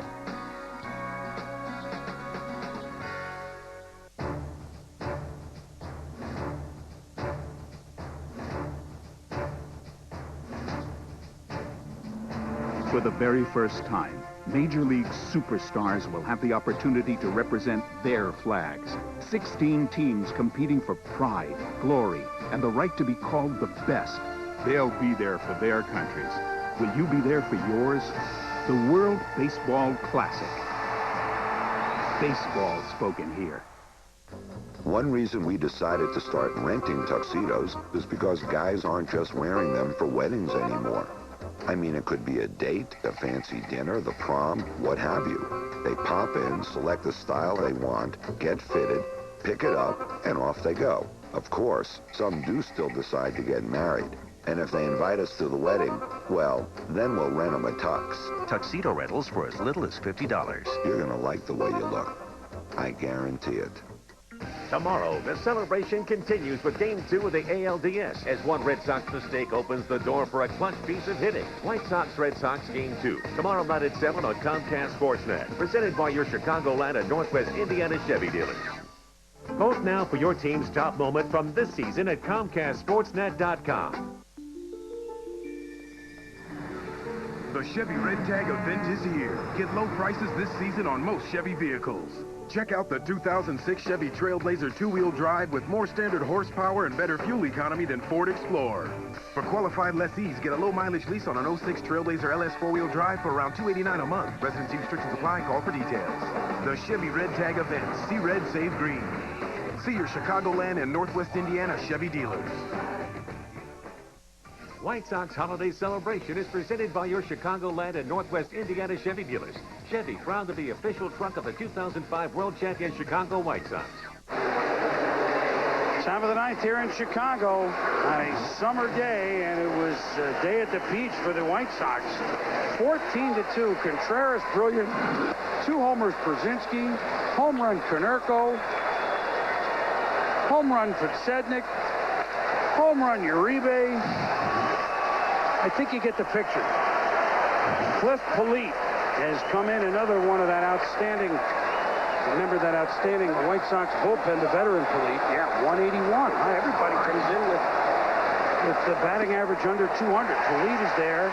Willie Harris is at second. Jeff Plum is at first. Timo Perez is in right. When you look at the numbers, Boomer, for the bullpens, you can see why the White Sox were so good in one-run ball games. Even on the road, you bring in guys, they're going to get 3 outs, and you get an opportunity to win. Jason Varitek hits it up high for that Timo Perez over there, and there'll be 1 down. Look, there's 24 hours till the next game. It's going to start right now, tomorrow at 6 Central, 7 Eastern. On ESPN, we'll be here to see David Wells and Mark Burley. Momentum as good as tomorrow's starter, either Boston, 14-2. What do? You say it doesn't happen? Yeah, I think you just, throw this game right out.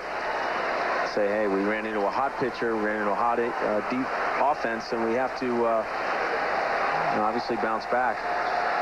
All right, now you're Chicago, who is now ended the season by winning 5, and now this would be 6. Well, given the record of Red Sox at home, I think that they feel like that they'd love to go in there up 2-0. I totally agree with that. I think, again, as today was, Boomer, I think it's a must-win for Chicago tomorrow. You let Boston win this game, that momentum gets going. They get back home. They get their crowd. It might not get back to Chicago. John Olerud batting for Millar, and Olerud give him a hack before tomorrow's game, right? Another former teammate of yours. Sweet swinging Johnny O. Ah, but he's just always talking. He never shuts up. Yeah, right. Talk about a guy who could take pitches. This guy. He makes it look so easy, too. Everything he does. He hit like 381 year with 363, won the batting title. Yep. Then they wanted him to hit for more power, remember? Oh, man. How about what he did to your overall team defense when he got to the middle? Well, he's done it everywhere he's ever been. Without a doubt, one of the best defensive infields I've ever played with. I mean, you're talking about Johnny Olerud, Ray Ordonez, Edgardo Alfonso, and Robin Ventura. You take it for granted. There weren't a lot of errors on that infield. Hit 354 or something for the Mets one year, didn't he? Hits this one pretty well. Back it goes, back at the wall. And it bounds away from Rowan, who hits the wall hard, and we got to check him. Oh, man, in a 14-2 game, he knows only one way to play it. You just hope he's not hurt on that. But then again, isn't that the White Sox? It's 14-2, but darn it, I'm going to go get it. He was at full stride, too, when he went after. When he hit that wall. Did not break stride. Ooh. He almost hurt Louis Aparicio out there. Ooh. Face action there, unfortunately, but he's in there. As you said, Chris, I mean, it's all they know. Yeah. I mean, you can't, at this time, you can't expect him to pull up. I mean, it's just the way he's going to go after the ball. Bill Miller in. Miller 0 for 3. Elite there. I faced him with the Phillies, and we were talking earlier. I mean, he's always had great stuff. Comes across his body a little bit, a little sinker, a little slurve, a little slider. Got to be hard on a right-hander. It is. It's just an angle. Any heavy ball, I mean, it's like trying to hit pool balls. Miller pops it. Willie Harris now at second base, and Boston's out of their last out. Boy, it has been complete here at Chicago. David Wells will have a chance to change things around, and so will Big Papi and Manny Ramirez and the Red Sox bumpers. But the White Sox, if they don't look like a team that had a 15-game lead that they whittled away to a game and a half, at least on one outing. They look awful confident. They feel awful good, and you got to be confident when you got Contreras on the mound. Boom, that's 9 straight starts that he has won pitching for this team. Tony Graffinito, the one-time White Sox, and he sends it in the air to left. Back it goes, back to the wall.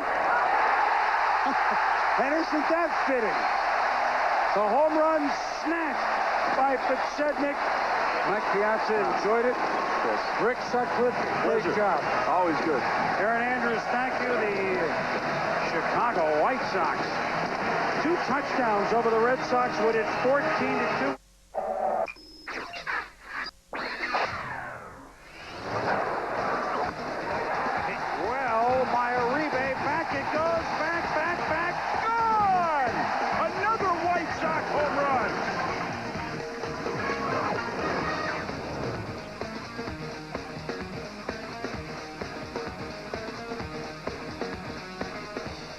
Wow. I mean, wow. Welcome, everyone, to White Sox Postgame Live, presented by Joe's Crab Shack. I'm Josh Mora, along with Belton Bill Melton, and we have a cast of what seems like thousands out at U.S. Cellular Field. We'll be joining them. We'll be taking you into the clubhouses so you can hear the reaction. You'll hear the reaction from both managers after the White Sox record-setting 14-2 victory here in Game 1 of the American League Division Series against the world champion Boston Red Sox. And Bill, we're going to show you the highlights in just a minute. But Bill, when you think about what the White Sox needed to do to win a game and set the tone for a series, it wasn't perfect, but they did just about everything that they wanted to do. Well, they did everything because they scored 14 runs. And I mean, the White Sox knew they had to come out early. They had to score early against the Red Sox. and put the pressure on him. That's exactly what Scott Podsednik did by stealing third base. We got an easy run in the first inning, in the bottom of the first inning. Then all of a sudden, Jose Contreras started throwing the ball well. He went out there the next inning and shut him down. This is what Ozzie wants done. And the pitching coach, Don Cooper, that's what they try to do, and that was an outstanding job by Jose Contreras.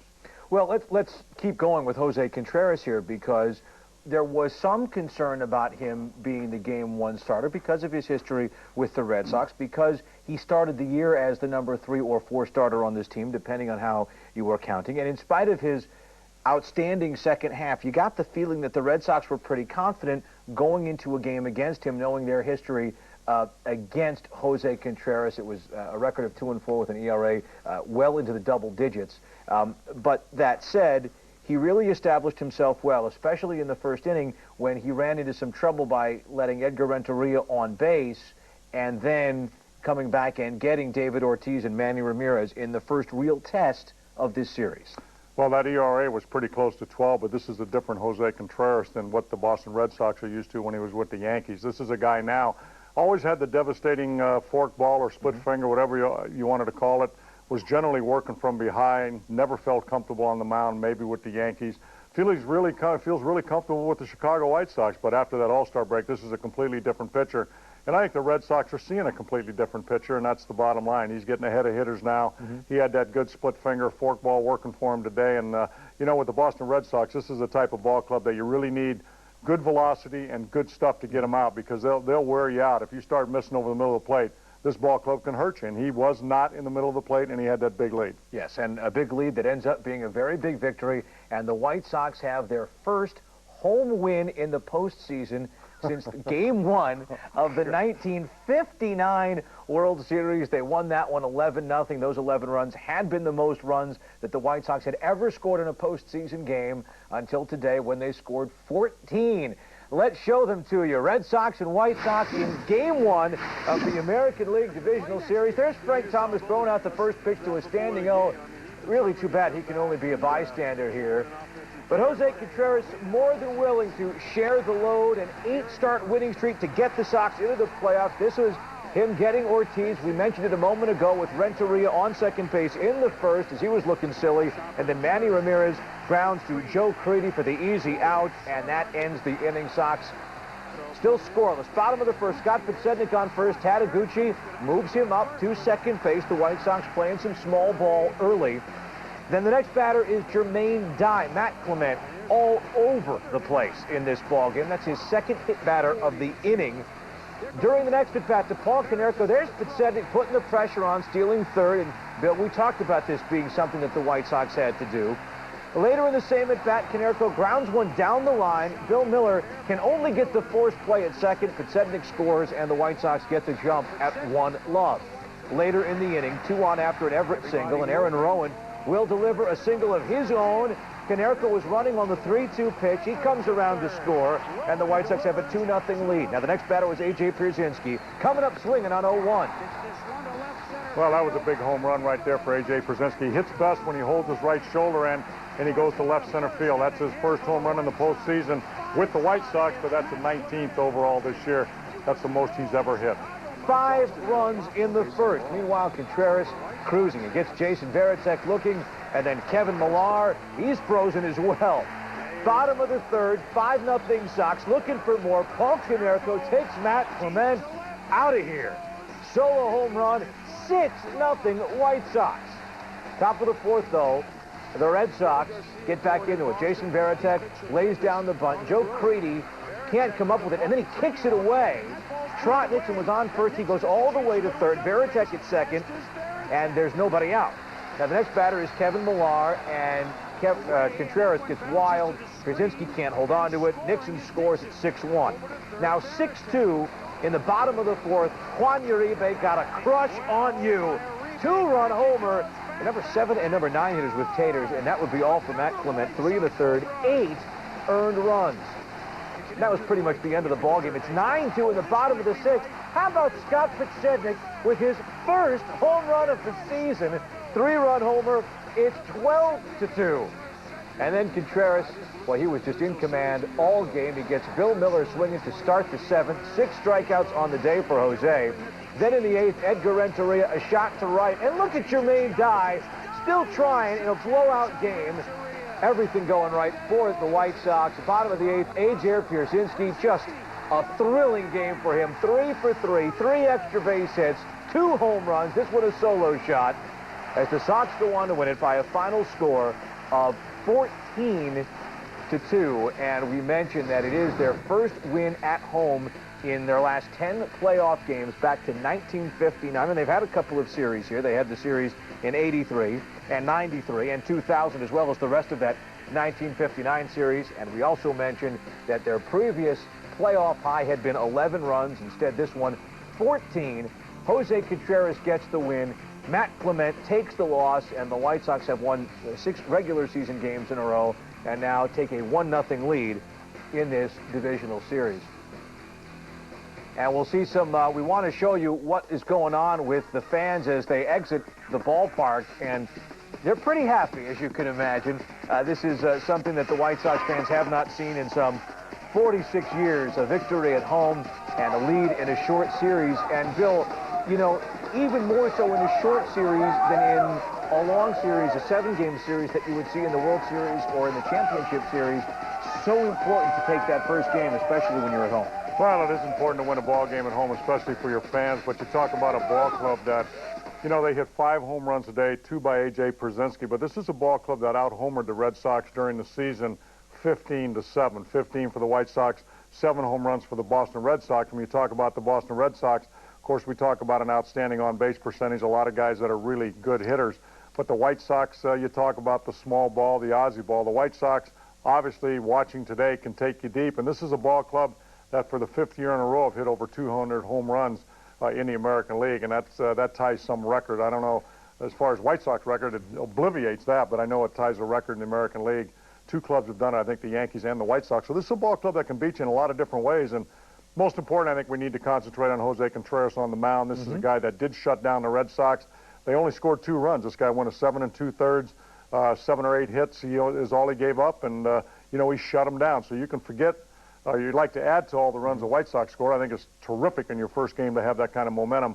But this ball club won 99 games based on pitching and defense, and that's the way they're probably going to win the series if they win the series. Well, after the 4th inning, which was the inning in which the Red Sox scored their runs, and the runs were put into position by an error from Joe Crede, after that, Contreras gave up just 1 hit, that a 1-out double to David Ortiz in the top of the 8th, and then Cliff Polite gave up another hit in the 9th, a double to Kevin Millar. But this is what Contreras did, and Bill, I feel like you and I have been out here on the set a lot after Jose Contreras has pitched, and we've taken note of those 2 numbers on the bottom. No walks, 6 strikeouts today.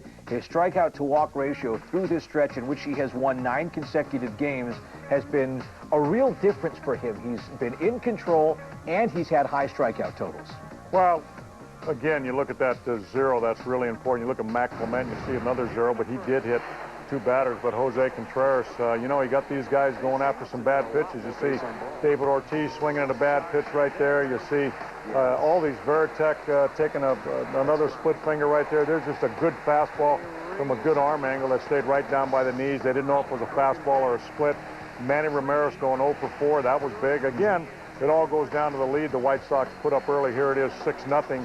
Here's that wild pitch. We do lead the American League in wild pitches. That's Contreras and Garcia. Had a man on second, third, and 1-run scores right there. And Kevin Millar right here just kind of accidentally hit that double, but that's all right. I mean, he didn't know if that was a fastball or a split finger. The shadows got in everybody's way today. But once again, the White Sox come up with some big plays. You see Iguchi right here throwing out Millar at third base. That's a heads-up play by a veteran player right there. I think Ozzie liked that one. I'm not really sure. It's a little risky when you're ahead, but there again, you see Johnny Damon going down on a split finger. That's just a nasty thing. It looks like a fastball, and then it just drops down to Manny Ramirez right here with a little ground ball to Juan Uribe. And the White Sox, again, making most of the plays. The one play that caused them the error, of course, was Joe Crede. That was a tough play for him, but then, you know, once in a while your feet get in the way, and the only reason I think there was an error because it allowed the runners to be in scoring position. But overall, I thought the White Sox, it was all about offense and pitching today. No sense talking about their defense because, you know, when they get in tight ball games, they'll tighten that up. But I think overall for their first game in the postseason in this year and all was expected of them, I think they came through better than big time for their fans. And I think they're happy about it. A lot of guys with nerves out there. Well, I think maybe even more importantly, they came through big time for themselves. We talked about a little bit of a checklist that the White Sox would have before this game. And we talked about putting pressure on the Red Sox pitching staff. They were able to do that, as well as getting a lead, as well as running, and as well as getting into the Red Sox bullpen. They were able to knock out Matt Clement very early. Not quite early enough that they had to use Bronson Arroyo for a long stretch. He did end up pitching the 8th inning for the Red Sox, but they did, I think we both felt that if they could get to the Red Sox bullpen early, that would be a very good sign because they would be able to keep adding runs as they did in this ball game. But we knew from Matt Clement early he was in trouble. He was just all over the place, especially in the first inning. Well, Matt Clement was just forcing the ball. He really didn't have any command of any one thing, but that's what the White Sox had to do is take advantage of that. We talk about some hits batters. You got to drive them in. Again, Matt Clement, not the same Matt Clement since he got hit on the mound. I tell you, the bottom line is I think it might have had an effect on him. Let's continue our thoughts about Matt Clement in just a moment, but here's Ozzie Guillen addressing the media live at U.S. Cellular Field. You know, we hit 200 home runs. That means that's a lot for the team playing small ball or play the right way. I think, yes, it does. Surprised me because Clement is a pretty good sinker baller and a good cutter. And, you know, even Sipo sending hit a home run, I mean, like, wow, you know, something nice going to happen. I think the offense, I say early in the day, I say we score first, you know, we have a chance. But compete and play against that team, even you up by 6, you hire those still pumping. I think it's every time you see somebody on base and you see those guys, you can pitch around anybody in that team, and you know, you want to beat it, you got to pitch good. That's the only way you got to beat those guys. Last year, it was an easy example. You know, it's just they was behind a lot of time. All of a sudden they're coming back, and you know, you just got to keep plugging in and hopefully for the best. Now go do it again. Well, we're a type of team. I always say, whatever you did last night is mean anything tomorrow, and that's the type way we play. I think whatever you do. Also, you know, it's nice to carry over. You know, it's nice to come back and carry with the same enthusiasm in the same way. But I always say it's different ball, you know, different pitchers, and you know, I always say, you know, just get in tomorrow. Don't get too excited. Don't get too low. And enjoy the day. But I show here tomorrow to play the game. Buster. Ozzie, what did you say to Contreras when he went out in the 4th? Well, don't worry about the people on base. Try to eliminate the most hitters you could. I think, you know, don't lose your concentration and then keep battle. Keep throw the ball the way you're throwing the ball. Over here, Doug. Can you wait?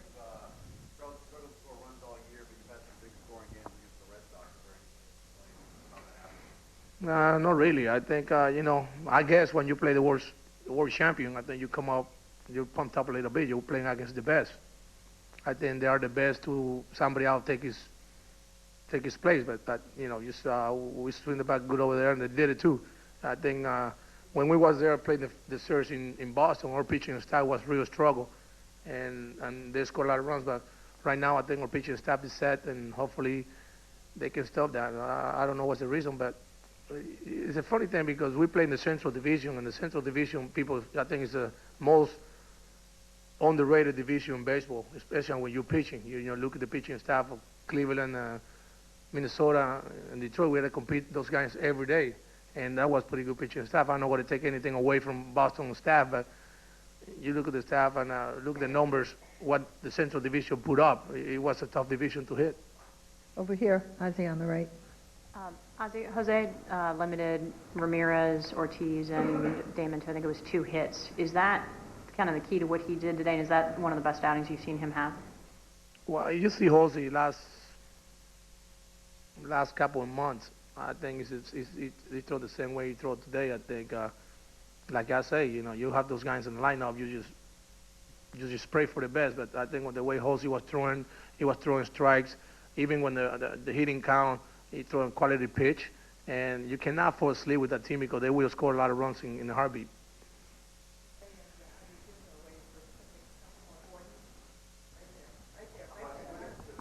What was your reaction when he went to third in the fourth inning with no outs and got Millar? I don't hear. I can hear you. When Iguchi went to third with no outs in the fourth inning and got Millar, what was your reaction to him making that decision? There's only two things I went. They said, no, to Otto Boy, good job. And then I was screaming, no, don't all the song Otto Boy, good play. But I don't think it was the right play, but it worked out pretty good for us. Gordon. With 2 outs in the first, what was your reaction when you saw Przinsky try to lay down a bunt down the third baseline? And is he maybe the only guy in the White Sox uniform who's more quotable than you are? I doubt it. I think it's only one guy. He will tell the people the truth. I think people don't like that, but that's the way it is. I think we got to keep staying. You know, even we have 5 home runs, whatever home run, how many we have, we got to still play our game. In our game, try to put the guys, a lot of people on base and make things happen. And today was great. We hit a lot of home runs, but I don't think we got to come out of the game and say, well, we got to hit another 5 tomorrow. We got to stay in our situation, and hopefully with that, if that situation, move the guy over and run the base right and make the plays. That's 2. One there. Yep. When you guys got AJ, it was such a controversial move. I mean, what has he meant to the team, and did you ever see that background, you know, that they came with? Well, we keep him in control. We had to. It's not. I think he played with the manager. He can control that. I think this kid's been great.